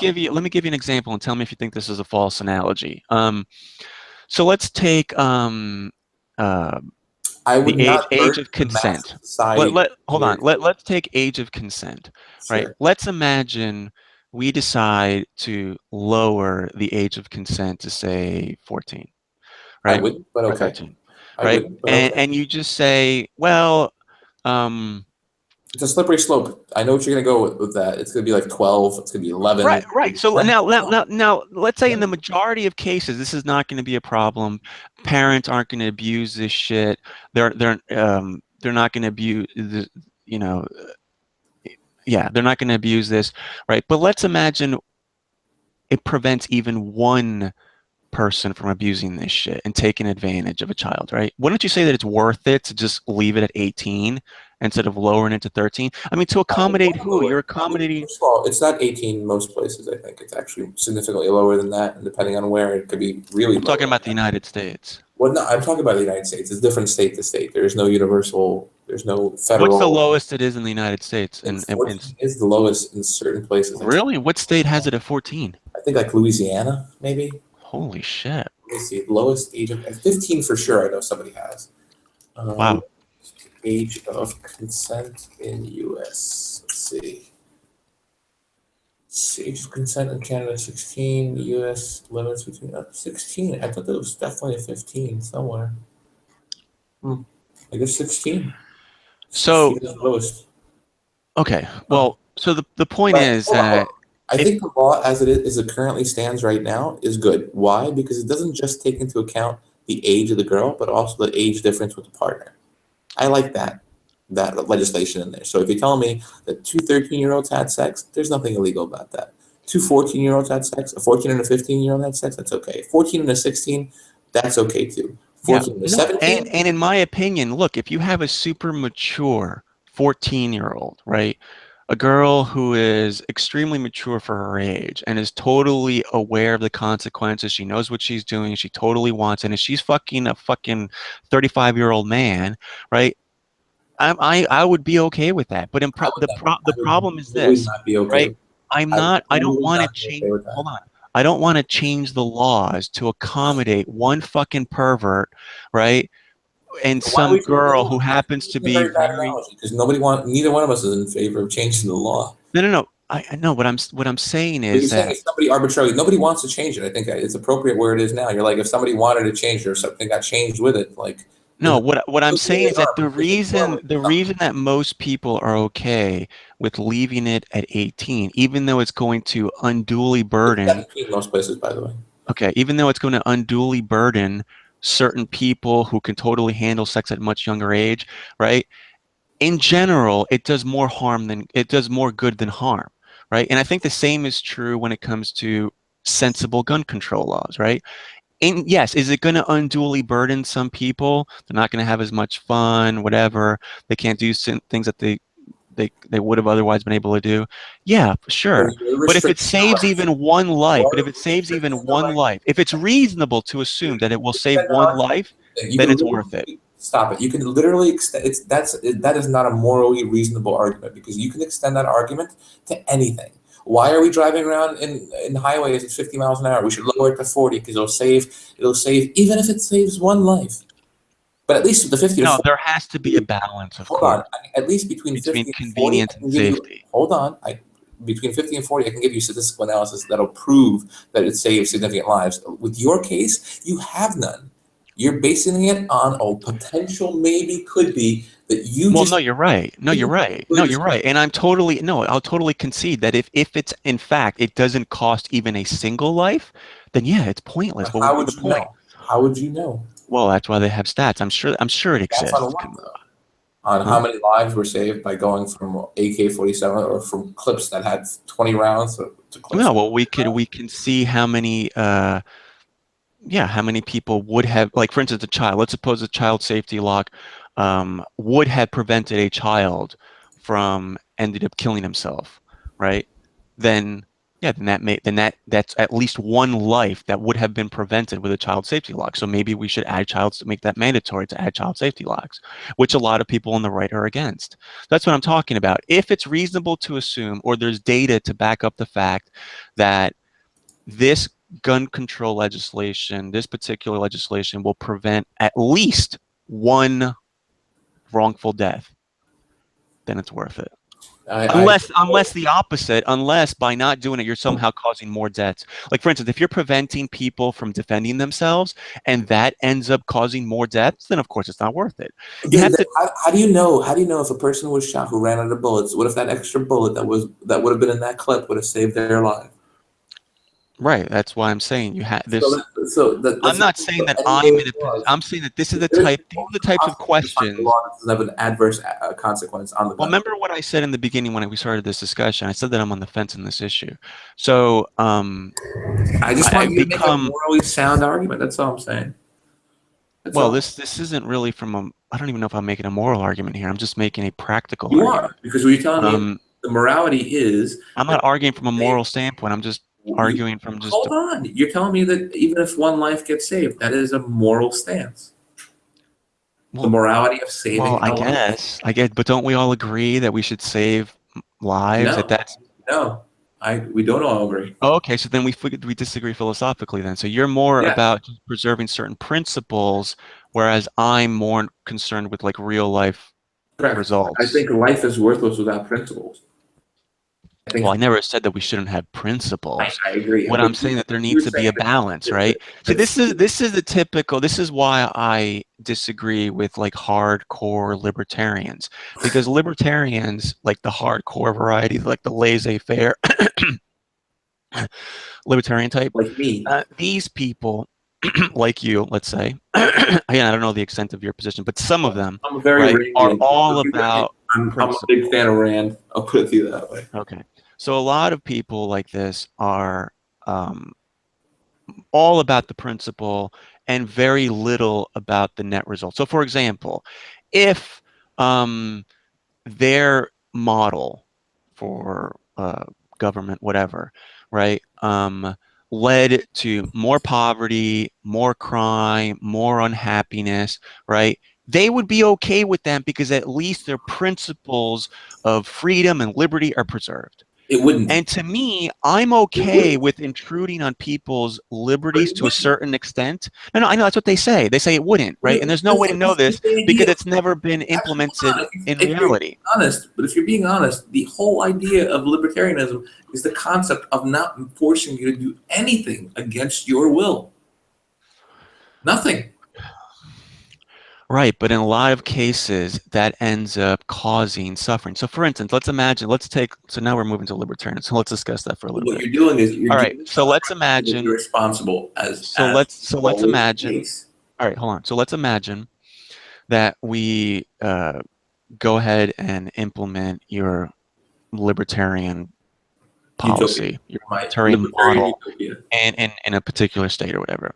Sure. Um, or not in the state, in the country, let's say. And let's suppose that it ends up, since of course you're against antitrust laws, that's what most, laissez-faire, you know, The only capitalists thing that can create th- a trust, a monopoly in any particular is field, the government. You're going to the say the government. government, right? Right. I don't believe The that. government. So Absolutely. That's the So let's imagine we have a situation where Google decides to merge with Comcast and they merge with people who we privatize everything. So the roads are privatized, everything, right? hold on. Now, all of a sudden you have this Hold on. huge, No libertarian will tell you. Very few libertarians will tell you that the government is responsible for certain things. Promoting interstate commerce is chiefly among them. And number one priority among interstate commerce is providing things like roads, adequate rail systems, and other such utilities. Now, they don't necessarily have to be necessarily government owned. They can be spun off as government led corporations that are nonprofits. But the idea that the government doesn't have a significant hand in creating and maintaining roadways. What about food production? What about that sort of thing? Food production? Yeah, should the government be involved in that at all? In ensuring that people get fed? So Or, I mean, let's just, I mean, this not is a hypothetical, but let's imagine it's certainly not there's, involved in it today, and I certainly wouldn't want it to ever be involved in it tomorrow. The only I way that guess it's what I involved don't is want is subsidizing bad farmers. I don't want a situation where big corporations, like the leader, the head of a big corporation, has so much power and control over just everyday essentials in the country, right? That he can just on a whim decide, I don't like you, so I'm not going to provide any of my goods and services to you or anybody related to you. And if anybody does, and if anybody wants to do business with you, we're not going to deal with them either. So basically, we're like, because that's illegal. That can't happen right now, right? Of course. But that's the And you type of think the way situation that I think would eventually occur in a system. why? Why would it? Why exactly Because would it do that? there's going to be corruption. There needs to be a check against that shit. I understand that's what you think because you've been taught your entire life to believe. It's not about thought, it's about common sense. Okay, now, maybe my common sense is wrong. Fair. Right? But you have a company that sells product A, okay? And you've set it a certain price and you've gone out and you've done everything that you possibly can to knock out your competition. You've bought everybody out, okay? And now you've set the market price at 100 and you fixed the market. Before it was, let's say 75, and now you've set the market at 100, okay? Mm-hmm. What stops me, a private business owner, with some backing from a bank, and now I can write a very good perspective about why I can make this product cheaper than my competition and sell it at a cheaper price and still make a ridiculous bargain. So a bank out there somewhere is going to bankroll me because people in an open system want to bankroll opportunities that will sell. Now, if there's no government impedance, or rather them impeding my way in any way, then I can go out and compete with anyone I want on anything that I feel that I'm an expert in. I hear that argument all the time, and it's a specious argument. It sounds good superficially, right? Why? But in reality, like, do you think that you could right now, let's suppose Google tomorrow decided to ban me from using their search engine, ban me from using their shit. Do you think that you could just tomorrow, or that I could tomorrow just write a Google and just create a Google and compete with Google? No, of course not. It's ridiculous, right? That's not the argument. You're twisting the argument completely. You're an individual user. That's not who I'm talking about. Yes, Google or YouTube can go out and ban you tomorrow, and you have no recourse as a private citizen with no influence on their company. What I'm talking about is being banned from every company who could compete with Google.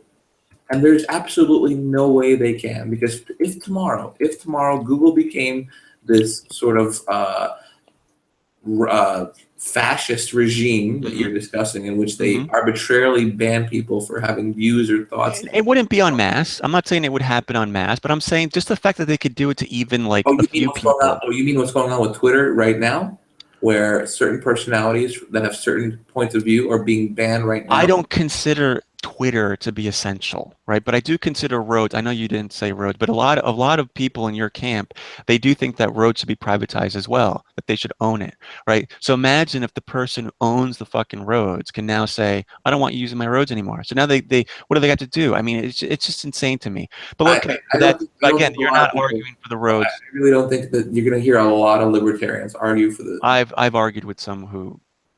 You'd have to be a real Machiavellian sort of libertarian that. But anyway, the Google shit on. Okay, let's just talk to a real world example, right? Sure. Let's just take UFC. Twitter is a perfect example. Let's take UFC. Perfect example. So one of the things that UFC has been accused of, and that they actually do, I think, right, is that they threaten venues, right? They say basically, or at least they used to do this. I don't know if they do it anymore, but they basically say, look, if you're going to provide a venue for like Bellator and other rival organizations, promotions, then we're just not going to do business with you anymore. We're not going to take our. So of course, what does that venue then do? Well, okay, well, fuck it then. I guess we'll just stick with you and we won't do business with Bellator, right? Do you think that that's fair? That's how capitalism should be implemented? Yes. Why? Because how is that? That's the free market. As an entrepreneur. Yeah, that's the free market, but it's not a fair market. It's a bullshit market. There is no such thing. That this concept of fairness that you speak of only exists in your mind. It's not in my mind. It's something that we all generally understand and we No, should no, no. Fairness, promote and fairness in the protect. eye of you, in the eye of me, is an arbitrary thing. We have our own position. There's absolutely nothing empirical about an argument on what is fair and what is not. There's nothing objective about Oh, fairness. of course It's all not. completely subjective, and therefore it's not something you can base an argument on. It's not completely arbitrary though either. I mean, come on. Dude, there is no such thing as fairness in the free market. There is no such thing as fairness. And listen, UFC is, and I am no fan of the UFC, so you make me in an awkward position of having to defend them. But the fact of the matter is, they're not doing anything wrong, in my opinion. They're using their size to their advantage, as every big business should. As every big business should. Yes, with limitations, There are within no reason, limitations. right? The point is that we, the consumers, we benefit from fair competition. Why should I care Fair. about I don't want cheap should I care about tactics. the I don't want corporations to be using cheap tactics to maintain an edge on their rivals, right? You know what I want? I want competition between the products. If you provide a better product, right, then I'm going to go with your product, right? But it shouldn't be like, oh, we have an inferior product and this other guy has a better product, but we're going to play these dirty fucking games and basically strong arm people and force people like that out of business. That's fucked up. How is that in the best interest of the people? You are making an argument based on feels again, and I hate it when you do it. It's based on results. It's based on results. We have different end goals, apparently. Your end goal is to implement to adhere to certain principles. That's your end goal. Stick to the principles, and that's it. The end goal isn't the enabling of these principles. The end goal is a better society. One that's less right. Okay. How do you define better? That's less dependent on a nanny state to control everything for them. To me, it has nothing to do. Look, if we could have what's better, so that's the thing. We'll get into that in a second because I want to know what you consider to be better, right? If there's a way to create if there's an optimal way to create happiness and just more flourishment for everybody in general, right, without government or with very, very tiny government like what you're proposing, then fine, let's go with that. But if you need certain government to maximize happiness and well-being and progress and etc., then we're going to need government. And I feel like, yes, some government is necessary, bigger than what you're proposing, with more regulations than what you're proposing, more oversight than what you're proposing. Well, the whole thing is that the whole basis of your argument stems back to the one comment you just made a few minutes ago, which is that you said that our goal is to make sure we save more lives. No. I remember what I said, quality. I don't fuck lives. I mean, look. I completely disagree with that. The ultimate goal is the happiness and welfare. Right, exactly. We agree then. Good. We agree on that. That should be the goal. Right. So if your system ends up, right. So if your system ends up, let me just ask you this. If your system ends up creating less happiness overall, more crime, more economic disparity, although that's not an issue. More poverty. I don't care about economic. Disregard that. That's stupid. More poverty. More poverty. More poverty, which essentially means more unhappiness in general, right? Sure. More crime. If it leads to more of that, I am guessing that you would still want it, just in principle. It's like, oh, that's fine. Well, I don't care. It's a very hard argument to make on that because it's very hard to implement libertarianism, and I guess everyone has a different view on how. Okay, so hypothetically though, just as a thought experiment, if we implemented like strict libertarianism as you envision it, right, and it ends up empirically, right, demonstrably, ends up creating more unhappiness, more crime, right, more corruption. Sure. Like essentially, and it creates essentially a monarchy of sorts, right? Sure. Would you oppose it then? I would reconsider my position. Sure. Okay. All right. So then basically what you're saying is that you don't think that would happen. You think it would be optimal. I think it's almost impossible if we implemented it. Okay. I don't even consider. See, I think that's a bit naive. I think that's naive because I don't think you're appreciating the level of corruption. Hold on. If you look at the United States in the 19th century, for the most part, it was a libertarian country. It really was. Power And corrupts, man. Power corrupts. You give listen, people too I'm just much telling you, power, and they will abuse it. It's just, which is why you give them as little of the power as possible, which is what the whole idea of libertarianism, where the centers of power are as close to the individuals as no, possible. but these powers would just naturally form, right? Like you would get these huge conglomerates that you would, I mean, why wouldn't you? What would prevent it? What would prevent a big, like the UFC is doing it right now, and they're not even like a monopoly really, right? But they're, even That they, is as not small a, as that that is is, not a monopoly move. they They're are not abusing abusing their anything. power. They're not abusing anything. They are simply telling a vendor, Well, then we just "You want fundamentally, if you don't think that threatening a venue, that you're not going to do business with that's them not if a they do threat. business with Bellator, if you don't think that's wrong, That's not then a threat. No, I don't think that there's anything morally wrong about then that. we fundamentally disagree then. We do, because Um, they're doing something that's in the again, best it's interest not of a the. In moral. Okay, fact, I can prove to you that it's morally right. okay. Again, you keep inserting this word moral, Yes, and because I keep telling you that there's no how way to about instead of prove using to the you word moral, the look, other we way both to whether agree. it's morally right or not. Hold on, just a few Listen, minutes, just a few hold on, seconds. hold on a second. In the most fundamental way, do the people who work for the UFC have a right to feed for their families? Of course, We agree on that. yes. So the bigger the UFC gets, the more it can employ. Do we agree on that? Yeah, but Hold the on, goal. hold on. Let me carry this through to fruition, please. Hmm. Okay, so if we both agree that the UFC getting bigger is a good thing for the people that are employed for it, and Which is more not the people are going to be goal. employed for it, Which what's is not that? my goal. Right, but that's a difference between us. It's like apparently you're looking at this from the standpoint of what's good You're for looking at the it purely employees as of a the fan. UFC. I'm You're looking looking at at it. it No, purely no, as I'm an looking at MMA it. fan. Hold on. You're looking at it purely as an MMA fan, and it's bad for MMA. I agree with you wholeheartedly. And From as a an MMA product fan, I standpoint, hate the what's best UFC. for the consumer. As an MMA fan, I am 100% with you. As a consumer, I am 100% with you. Okay. That this is bad for the sport. This is bad for anyone who wants. Consumers, Huh? bad for consumers. Absolutely. This Okay. is all wrong. But there is nothing wrong with what they're doing. It's forget. Okay, you keep going back to the moral argument. Look, we already agreed. Because Just a there's few. Listen, nothing all right, wrong with dude, what they're hold on. doing. There's Let me get a nothing. word out. There's You, nothing.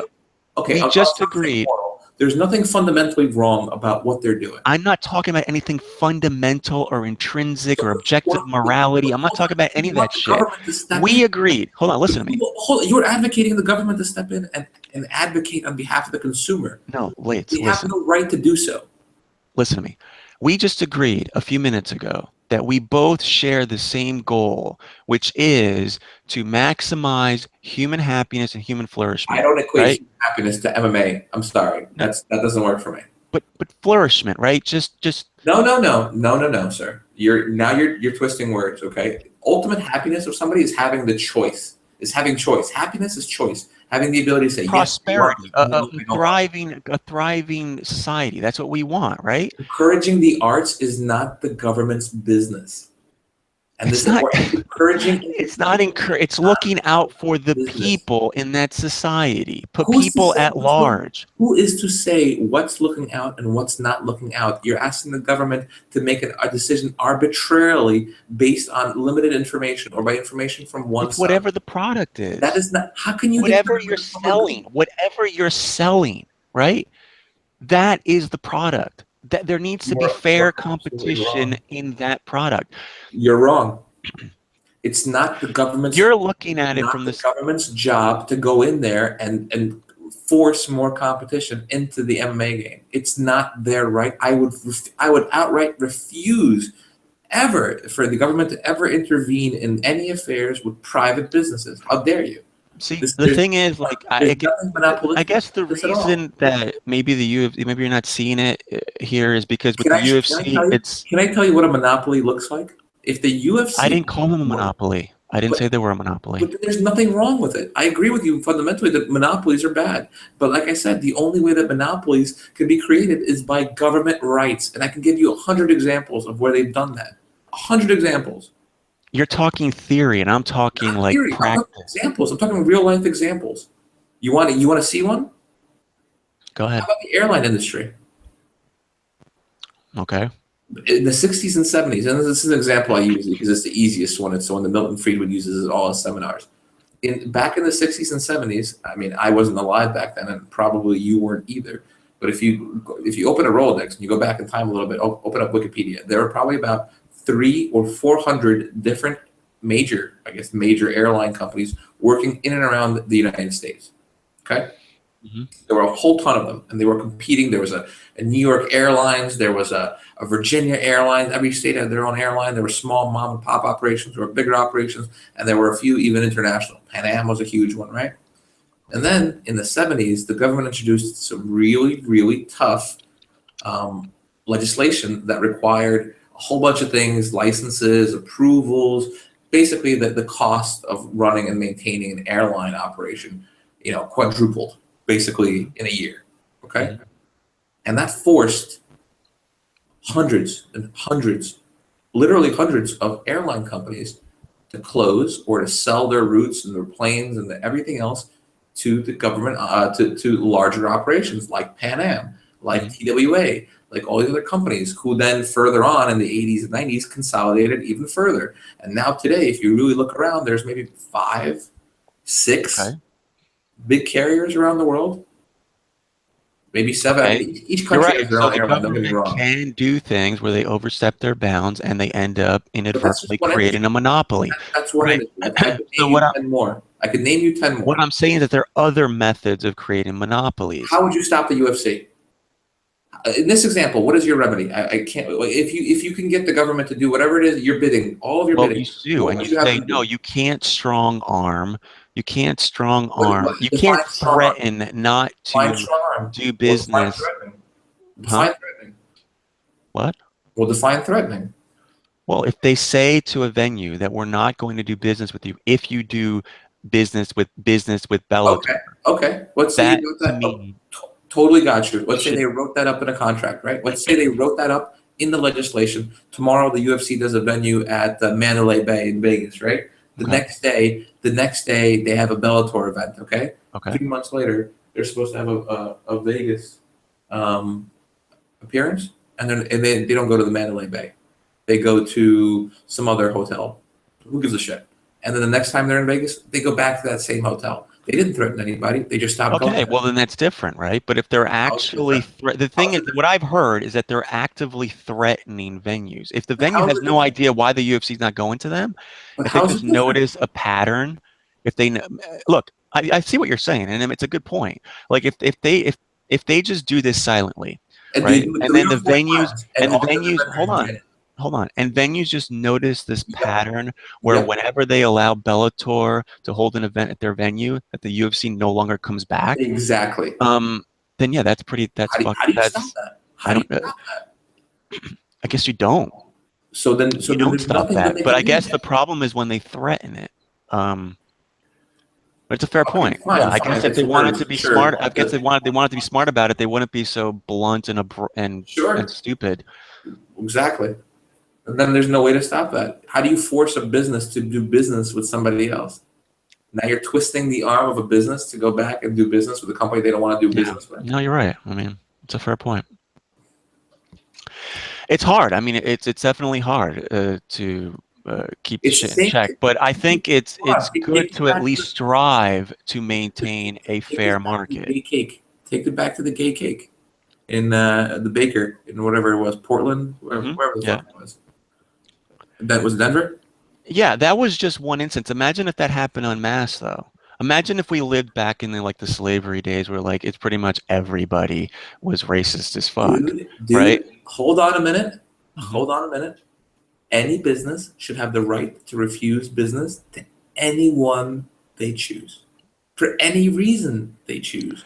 The government should never compel me against my free will to do business with somebody that... Yeah, in principle, I agree with that. In principle, I understand. In every possible way. Now, if I refuse business to a group of people based solely on their skin color or who they have sex with, then I'm a fucking idiot. And my business deserves to die in open and free market. And people would probably, in most cases, in most countries today, though that business would probably die. But at certain points in history, and maybe in even certain parts of the world, that wouldn't happen, right? Because there are places where they're extremely homophobic, extremely racist, extremely whatever, Anywhere right? Islam is And in king. those places, those types of establishments would totally flourish. That Sure, would be fine, sure. right? And my concern is that that leads to a slippery slope, No, it right? doesn't. No, it doesn't.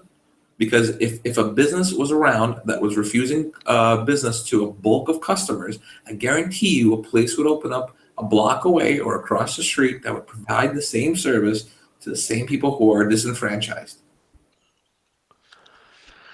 We I both think know. I think in limited cases and small businesses, I think you're right because it's fairly easy. But when Dude, you're come on. talking Those about are things that huge happen. conglomerates, when you're talking about like In the well, short term, do I agree with you that a consumer may get what's the word I'm looking for? A consumer may get bothered or may get inconvenienced by having to travel, let's say, 20 minutes further to another bakery that would do their bidding? mhm. Yes.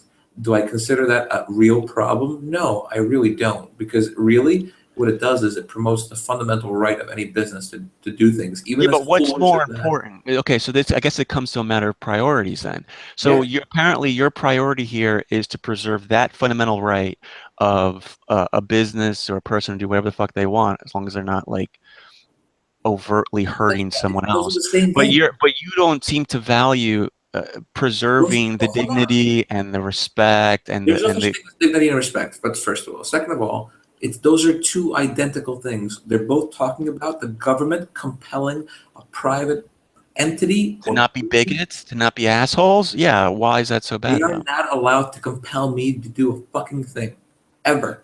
The only thing that, unfortunately, they can compel me to do today is pay my taxes, and even that is under protest. See, I'm playing devil's advocate here because in principle, I generally agree with what you're saying.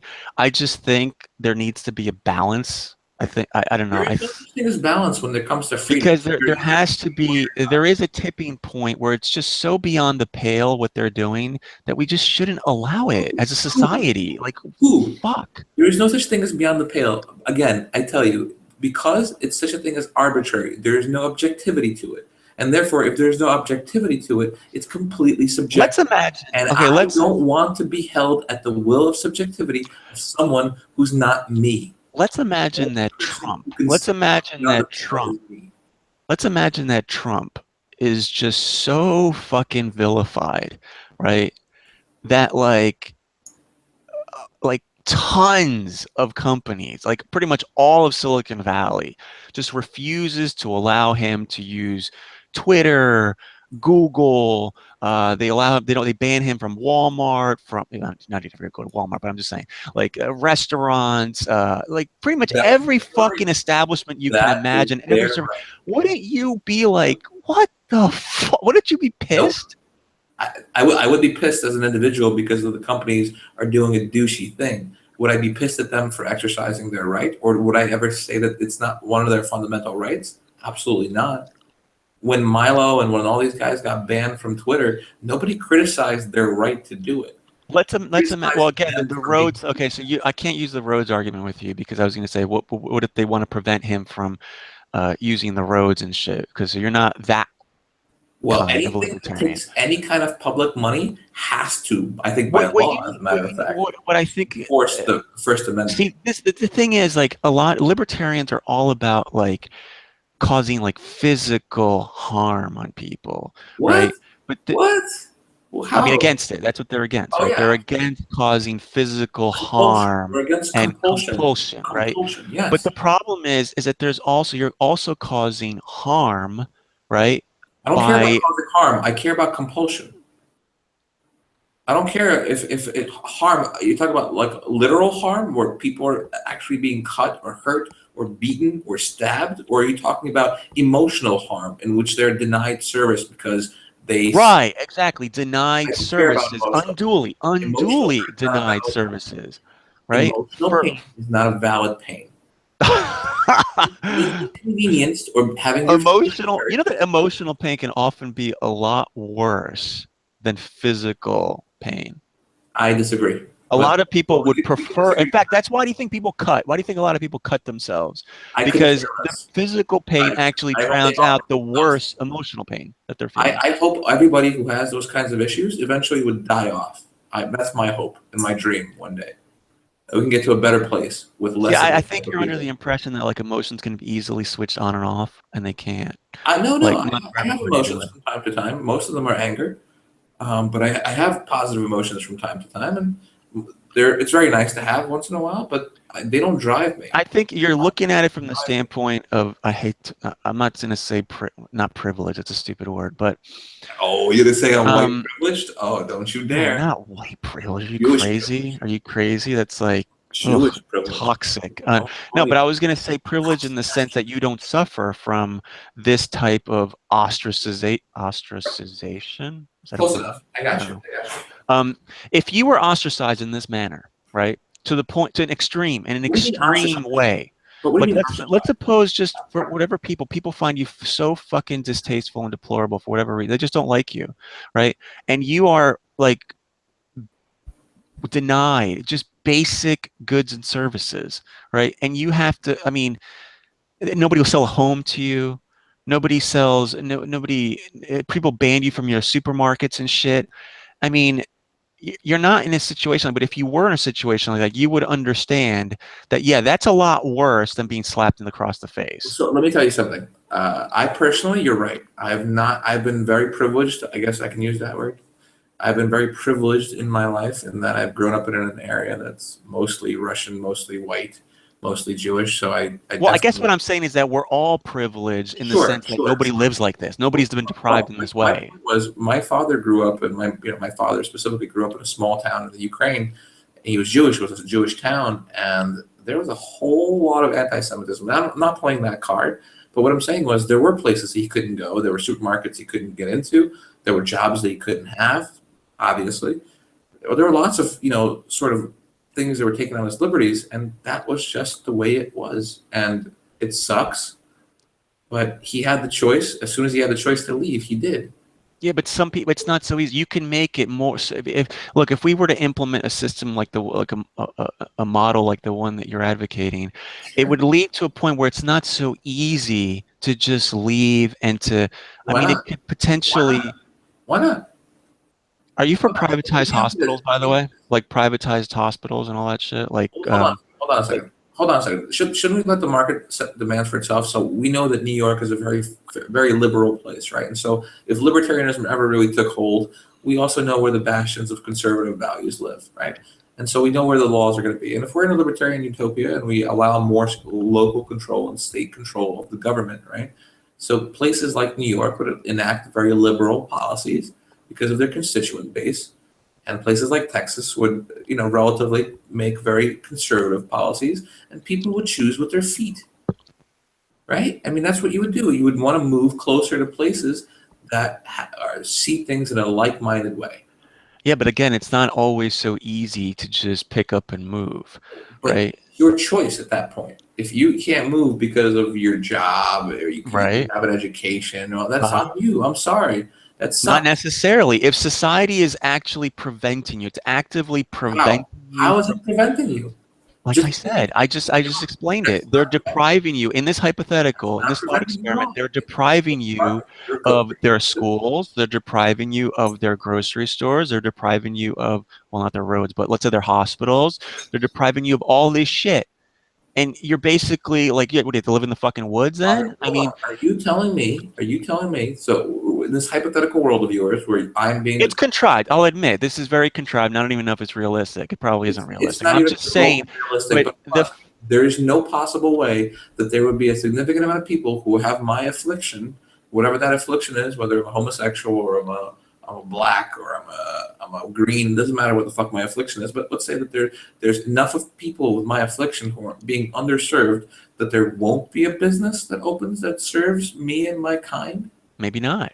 Maybe not That because is there's so much that is pressure against it. absolutely And impossible the in a thing is, libertarian the world. collusion can occur on such a level in this particular world we're just talking about. Okay, okay, Collusion can happen hold on, to such a degree hold on, that hold on. Let's take your example further. Let's say that you're right, and this entire town, let's say it's a town. I don't want to say it's an entire state because that would be literally impossible. But let's say this town refuses to cater to me and my folk. They don't like the fact that I suck dick. Let's go with that okay. extreme. Okay, so I can't find a place to eat, so I move.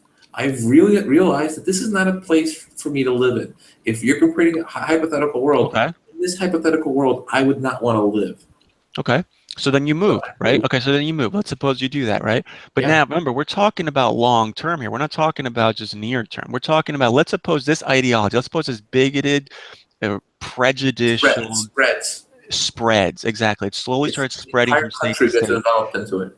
I mean, is that what we want? Hold on, Don't we want to but like actively? no, what I want is the people at the most basic level to decide what is good and what is wrong for their community, for their municipality, for their city, for their state, and further outward, as opposed to the federal government setting the standard or setting the tone and all the other lower levels of government adhering to it. Okay, That so is we'll the ask. Well, wrong okay, policy. so aside from it being wrong from a principled standpoint, what is the problem with forcing people not to be bigots and But you assholes? said Like, it. why do you want to You just said protect it. that right? Like, You I just said want it. to preserve your right to be an asshole, racist, bigoted You fuckhead. just said it.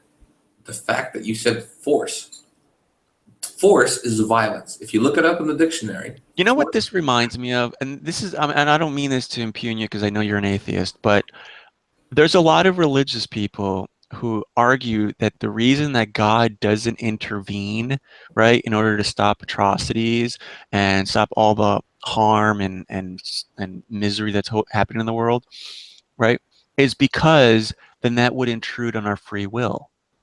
And then my response usually to these people is, okay, so what you're saying is God is more concerned with preserving a serial killer's free will to commit harm than to preserve the well-being of innocent people. So now I know you're not in favor of serial killing or anything like that, but the principle is the same. You're more in favor of preserving the principle that nobody should be forced to do anything, even if it's good, right? That nobody should be prevented from being an asshole, because to you it's more important that they have the freedom to be assholes, not to prevent people from being victimized by assholes. Correct. Yeah, so we just fundamentally disagree. We have different priorities. I think I can get you to come around to my way of thinking because ultimately it's the only way to be reasonable about this.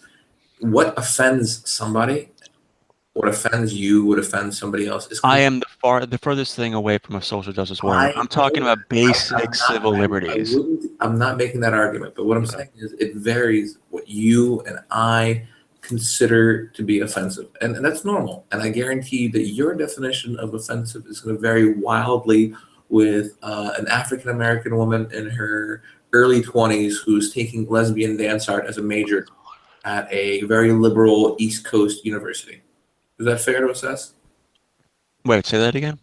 That your views on what is or isn't offensive is going to vary very wildly from an 18 to 25-year-old Of course, African but we're American not. woman. See, you're trying to turn to I'm move not. this I'm not into like trying to edge turn. I'm cases, and just I'm trying to. talking about extreme Hold on. cases. Hold on. We're not talking about extremes. Well, I'm I'm just. talking about extremes. I'm I'm talking not about talking about it, but let me just take your argument to its natural fruition, which okay. is to say that you're telling me that it's morally right, and I'm sorry, I have to put in the terms morally because you're telling me what's right and wrong. So there's no you can't use right and wrong unless you use morality in here, right? We agree on that? No, because as I Why explained not? before, we agreed on what the general goal Well, you said is, what's which that? is human Hold flourishment, on, hold on. prosperity, You said I'm etc. asshole or a douche or whatever. My right to be a douche. You're basing that on what's morally right or what's morally wrong, isn't it? No, I'm basing it on our mutually agreed goal, which is human flourishment, human prosperity, happiness, How do you define etc. those things? Well, I think in general we understand what that means, right? No, We we know don't. what a person You're who's telling suff. me what you're Well, telling then me why did you agree with me on the that me goal? being morally Why wrong. didn't you just say, well, I don't agree on that concept, so no, I don't agree on that goal at all. But you agreed with me before that happiness should be the goal. General happiness, general flourishment, general prosperity should be the goal. Well, what I really meant is prosperity. Happiness is not something that you can generally measure. Okay, fine, prosperity even, Yes, right? Do you think you that can you're measure prosperity prospering if you're being in different discriminated measures. against constantly, if you're being ostracized everywhere you go, that you're being unduly burdened and all this shit? You think you're prospering in that environment? No, I don't think so. You're using words like prospering to mean entirely different things than the actual. Okay, then how do you define prosperity? Prosperity is growth. It's the basic quality of life for every individual rising. And I think Growth in what? Growth in what sense? As a whole, and not on an individualistic level of an anecdotal guy who lives in a town that hates gays.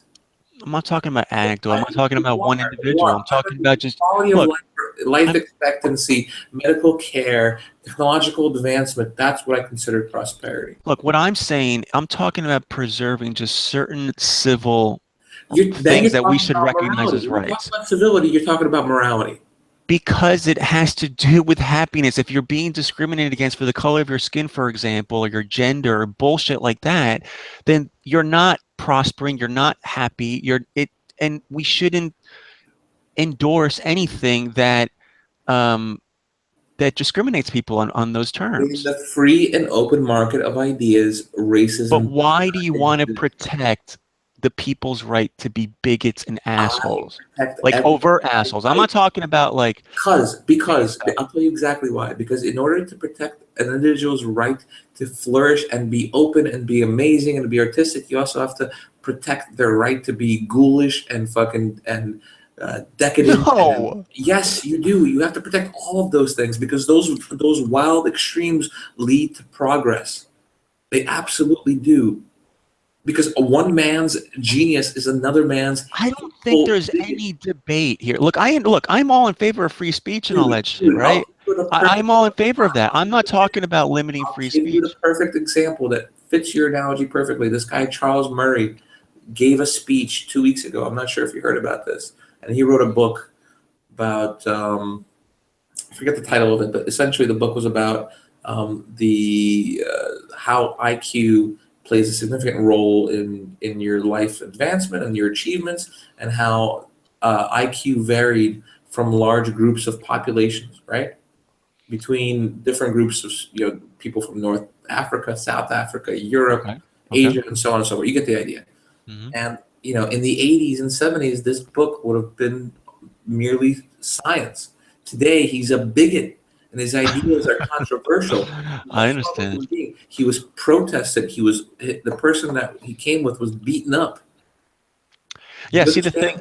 understand that with time, it doesn't even have to take a long time. Your argument that what is right, we should do what is right that will lead to happiness, what will temporarily lead to one person's happiness, would temporarily potentially lead to somebody's unhappiness. I don't want to play the game, the victim game, where Someone is is not going important than someone's rights.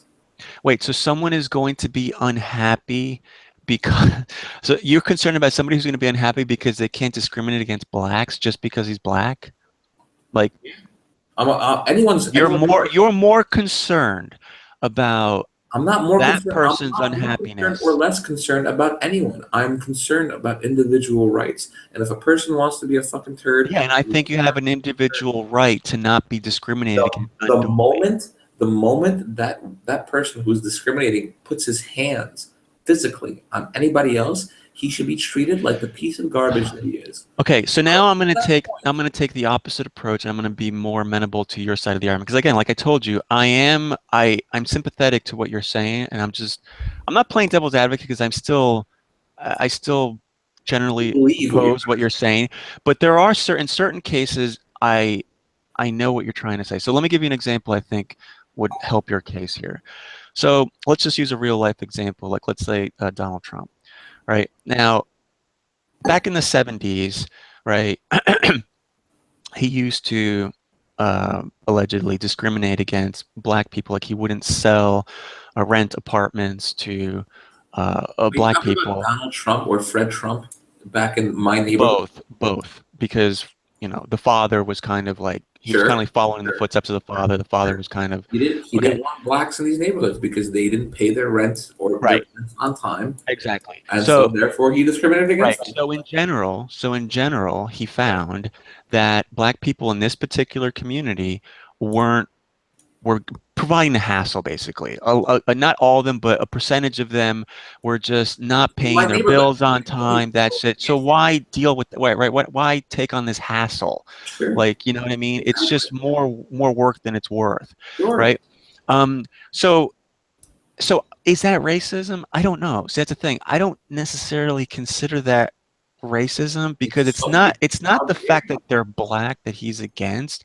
It's the fact that a large or an appreciable number of them are being problematic.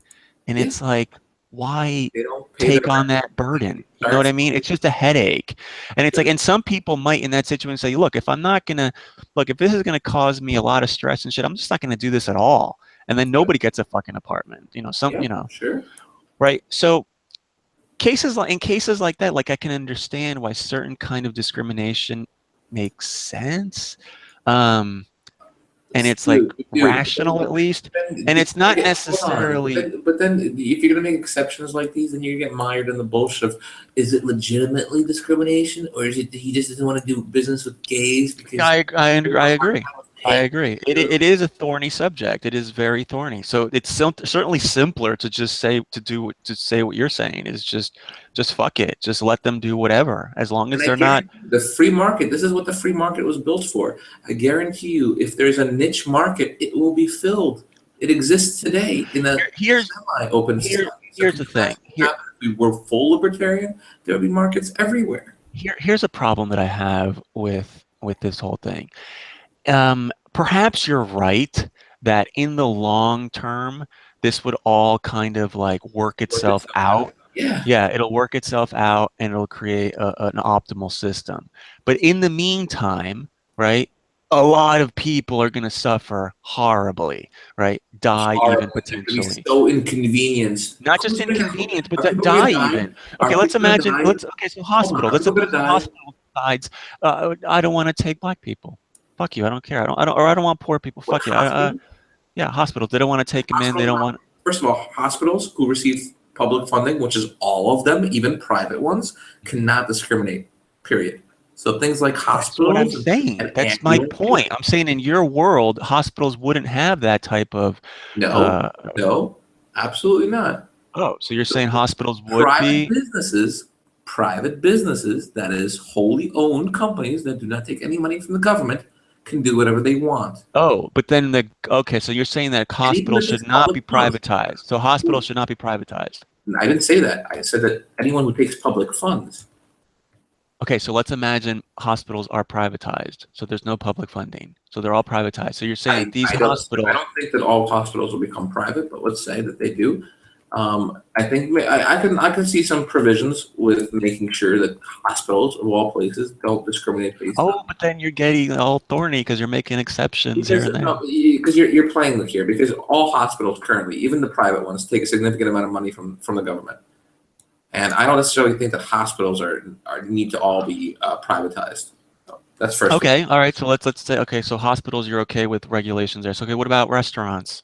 What about food, supermarkets?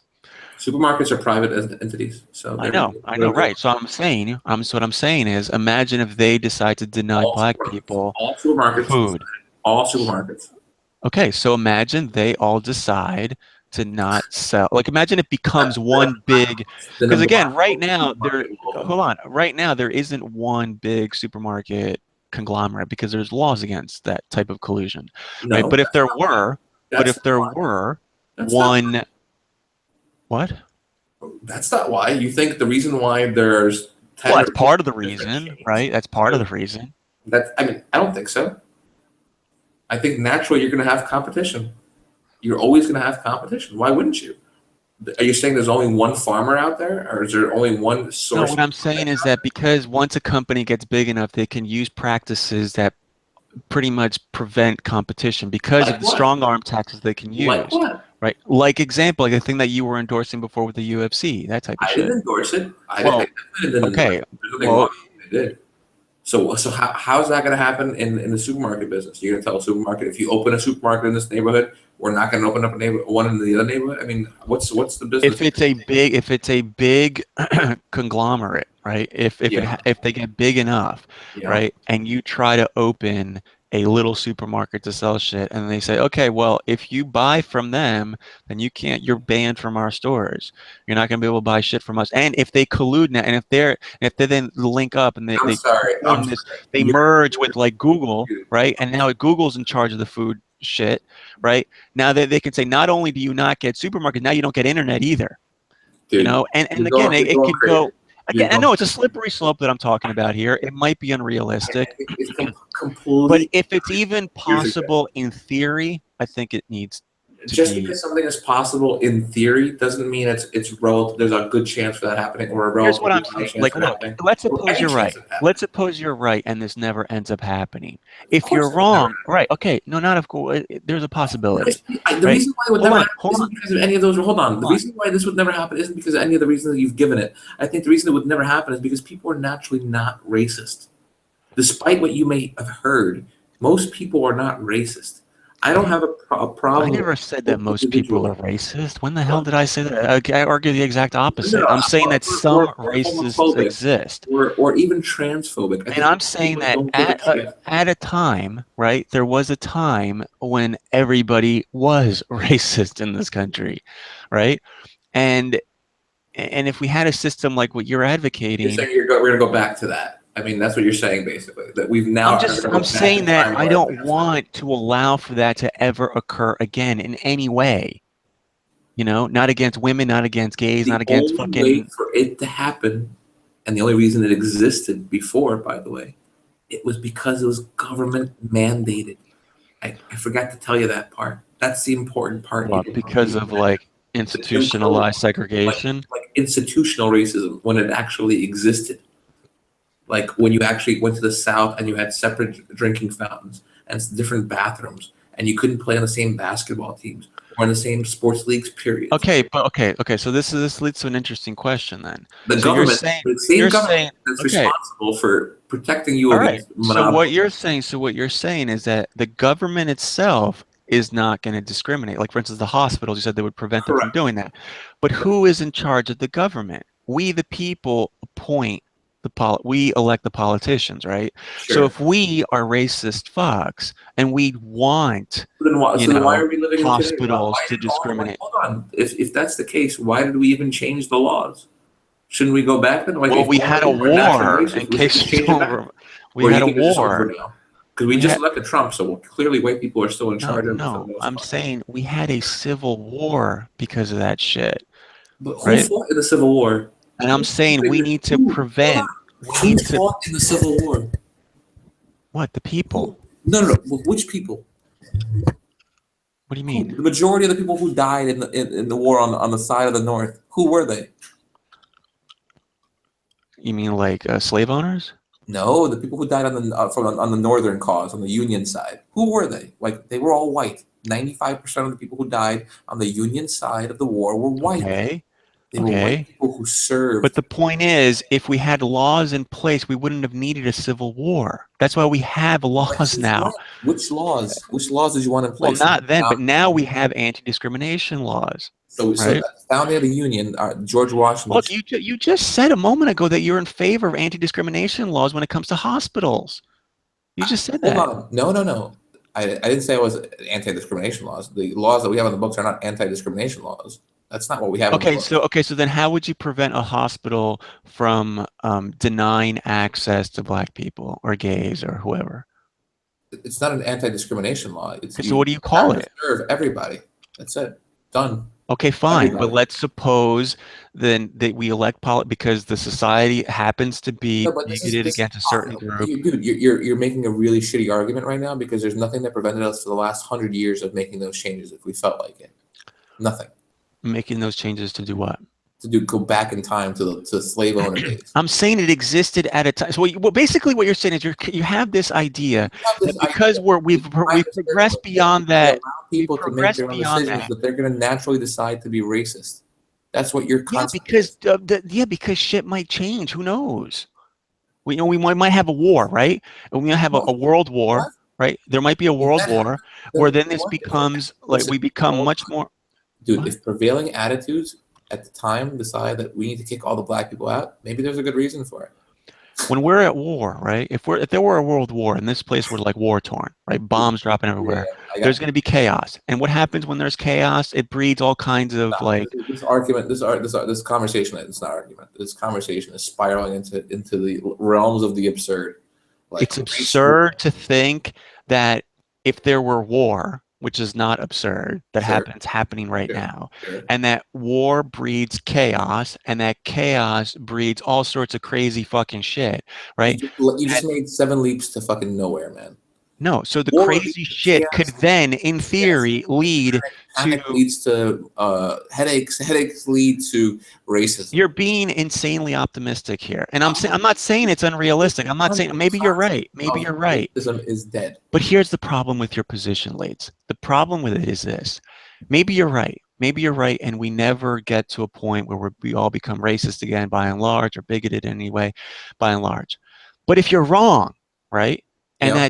that society develops, by that time it's too late. You know what's going to happen? We're going to end up fucking war again. Dude, It's going to be with another fucking civil war, and we're basically go back to square one. Making all There's these no point. Like, I Dude, don't understand what the burden is in setting up to anti-discrimination laws. What's the burden?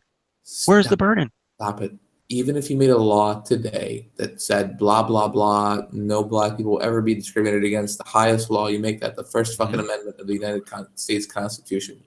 And you said that that's the number 1 law.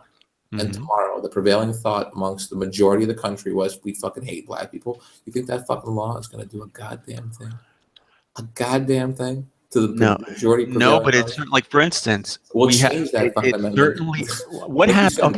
Okay, so check this out. What happened in the 70s when Donald Trump lost those lawsuits?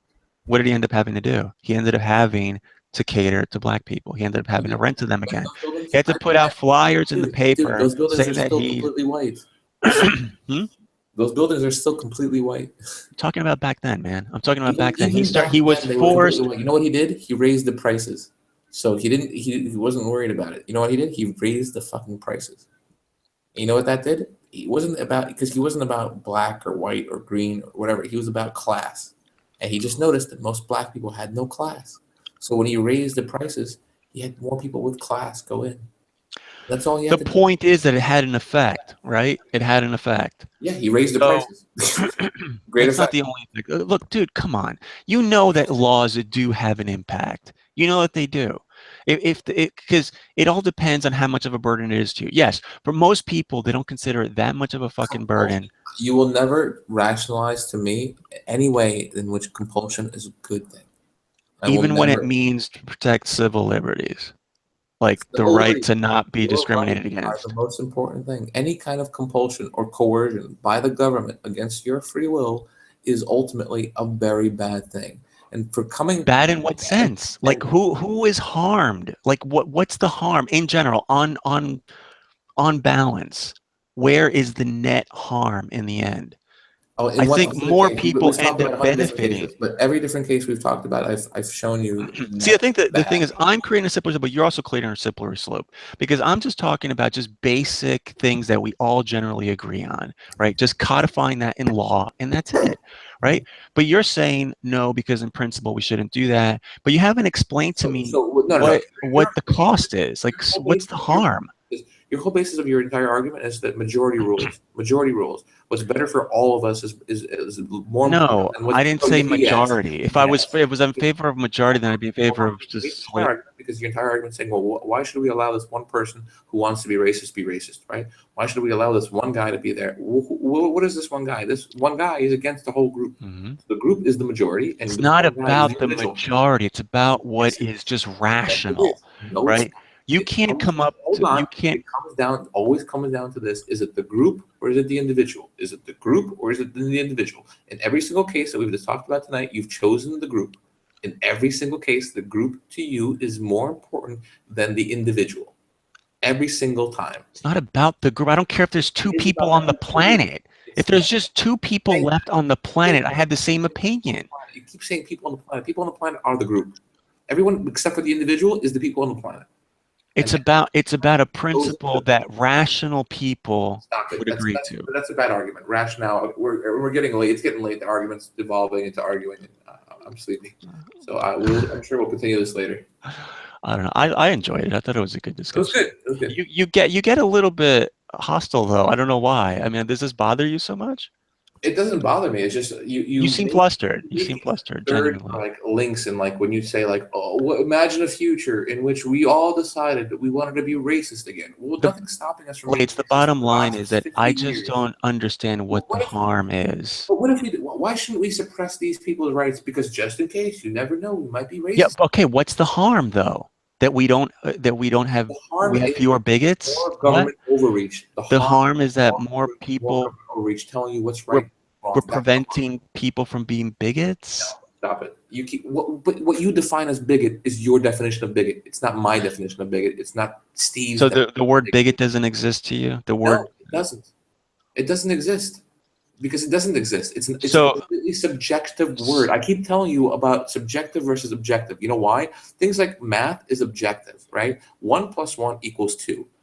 Telling me that I'm racist or I'm bigoted, not it that is you an are, not objective that you've said it. fact. If you Those things discriminate are against someone subjective. based solely on the skin color or Mac, their to most people, you're one of the racist people that they probably would ever speak to because you tell certain No, truths. I They don't understand. want to No, hear you're right. I'm not saying that there, look, any word, you take any word from the it. So when dictionary, you say anything, that you and respect at people some point there's going to be ambiguity. hold Take a on. car.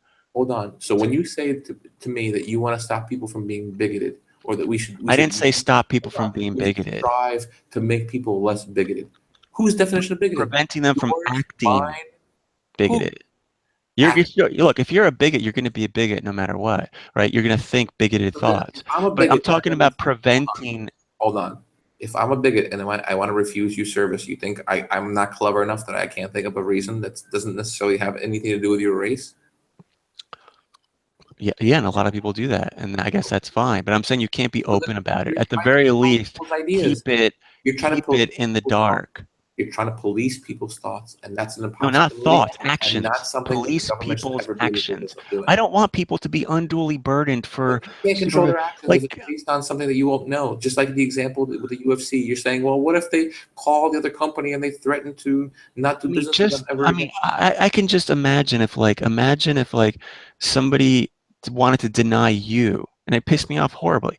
If they wanted to say, no, you can't come into this restaurant because you fucking voted for Trump or you're a Republican Sure, or I would whatever. go somewhere else. I would go Now, somewhere but else. if that were happening en masse, I would go places that will even that if it won't. happened in one place, it'd be infuriating. I live in New York City. I guarantee you will find a place that serves Trump clients and clients only. And I'm saying that like in certain cases, if you want to just limit it to like certain isolated incidents and it wouldn't be a big deal, we can ignore it. But So, I'm concerned about the slippery slope. You're saying dude, that the if a slippery business slope wants to cut off it's 40, never going to happen. dude, It's silly, dude, and you might be right.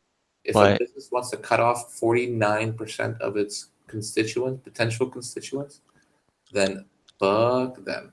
They haven't taken a single business course, a single what one. I wonder, like, what I That sincerely 99, wonder, even if you made if you made discrimination completely legal tomorrow, 99.99999% of the companies out there today would never fucking endorse it because it's against the social lexicon.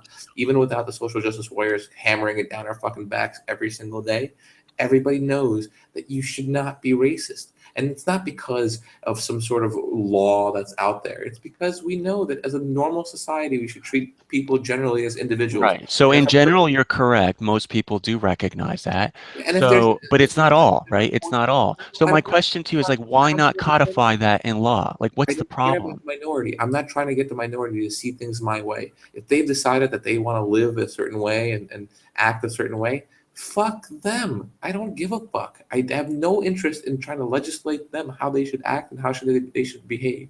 It's their fucking business. So this That's is why I'm fine. saying, like, I agree. I agree. Like, I'm torn on this because, like, I even gave you the example with Trump, where I think what he did is not necessarily But again, like you're basing it on his feels. And again, all of your arguments are based on feels. And in his case, it's not feels. I hate it when you keep doing that. It has to do with the goal of human being flourishment and human compassionate to Trump. happiness. No, you're being That's the compassionate. goal. No, you're being compassionate to Trump because you're trying to put yourself in his It's not situation. about being compassionate. I don't give a fuck about Okay, when you Trump see and his his position, feelings.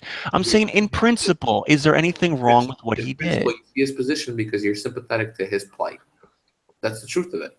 That he's dealing with a bunch of customers who don't know how to control themselves, who don't Right. know how to pay their rent on time, Hmm. and therefore you can see yourself in that I'm situation. empathizing, so you're right in I that mean, sense. it's But a it's not about compassion. okay. It's empathy. Okay, is that better for you? It's not compassion, it's empathy. Is that better?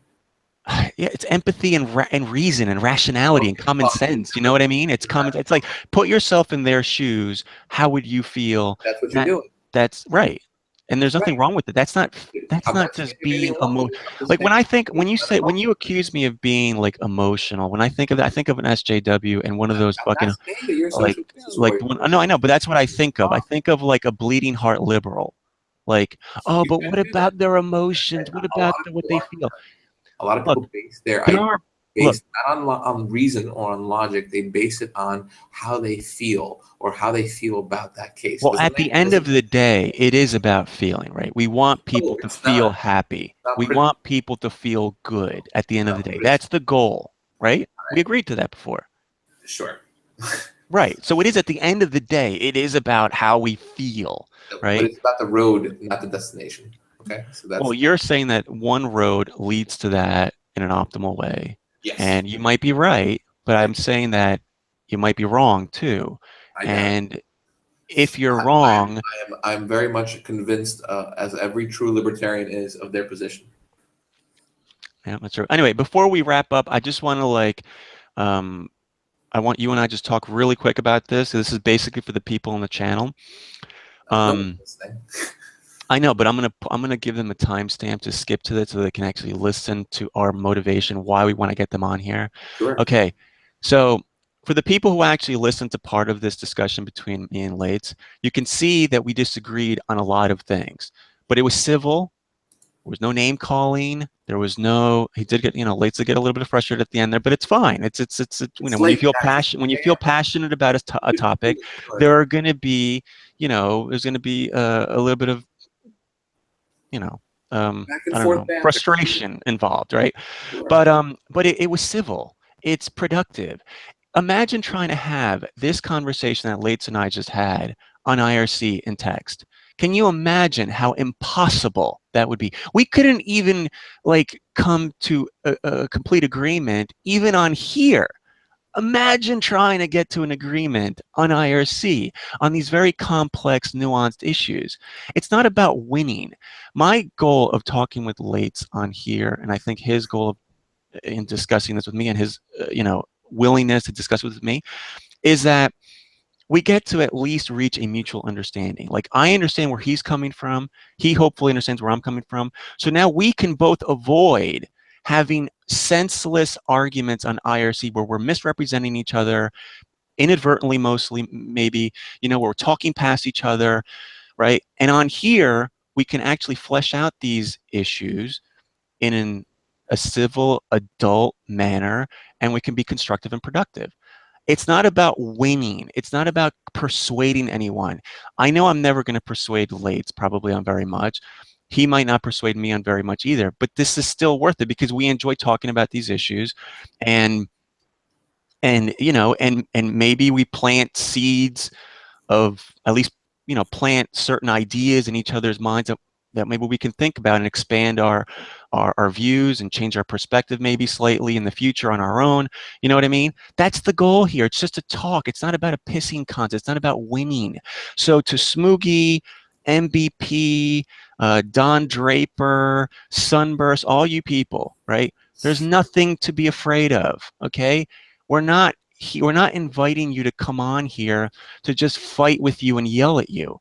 We're inviting you on here to end the bullshit on IRC where we argue and talk past each other and strawman each other endlessly for hours and days and weeks and years, right? When we can just come on here, find out how we each arrived at our conclusions, right? And then we don't have to waste time attacking each other on IRC on shit that we don't even fucking believe. More than half the time, 99% of the time, I'm defending myself on IRC against shit that I don't even fucking believe. People putting words in my fucking mouth, right? So anyway, maybe you want to give your thoughts on that, Lates, but that's how I feel. No, I agree. I think most people, will be reasonable towards them if they're reasonable towards us. I just want to have civil conversations for most people. I know that some of them are are lost causes, but maybe I've got them figured out wrong. Maybe some of them actually have valid positions on which they want to base their arguments on. Exactly. And that's the thing. And I don't want to misrepresent anybody. I don't want to strawman them. And I'm sure that I have. And I even acknowledged before that I group them as like, you know, one monolithic group when I know in fact that they're not, right? I know that Smoogie, Don Draper, MVP, Sunburst, all these people probably have, there's certain things that they have in common, probably a lot of things that frustrate me and you, right? But on some things they probably diverge, or maybe a little more reasonable and more amenable to logic and that sort of thing, right? Or maybe more amenable to our point of view on the thing, right? And I don't like to pigeonhole them. And that's why I invite them on here, because on there, it's futile. You're never going to get any sort of mutual understanding on that medium where you're typing 70 words a minute. Half the shit that people say I don't even get to see because I'm busy typing, so I'm not reading what people are saying. It's scrolled past already. So I see maybe like, I don't know, 50% of the shit that they write to me, right? I mean, and I can only type so fast. Do you know how frustrating it is to have people strawman you, like multiple people, when you're being ganged up on, and they're all, misrepresenting you completely, and you're trying to respond, right?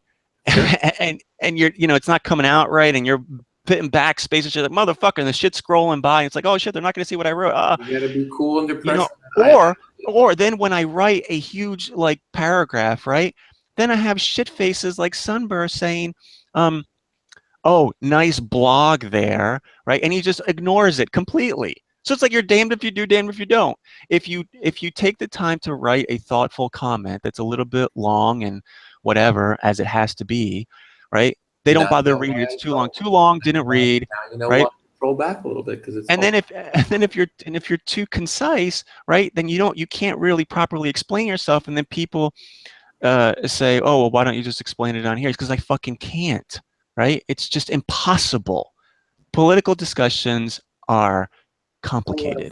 They're nuanced.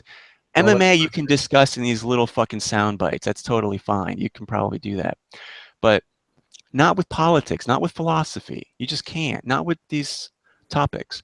All right, let these people listen to this thing. Maybe some of them will get the right idea. Maybe they'll come on, but who do you think is most likely to come on here, in your opinion, of all the...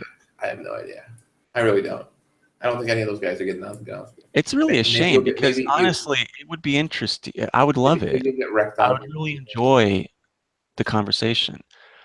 And the thing is, I also want to acknowledge to them and Summers, because he was saying that it's annoying listening to, and I agree.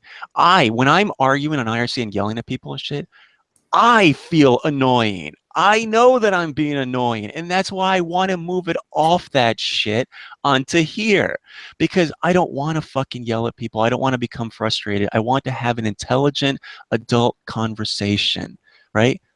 To just flesh out these ideas. That's it. Just find out where they're coming from. They can find out where I'm coming from. We don't have to agree. We just get a mutual understanding. That's the whole point. But I recognize it's fucking annoying. It really is annoying. Yeah, I agree. I don't think I've said anything unreasonable here, but whatever. I think we're good for the night. All right. All right, man. Good talking with you. And we'll talk to you again, I'm sure. We'll do it again. All right. Bye.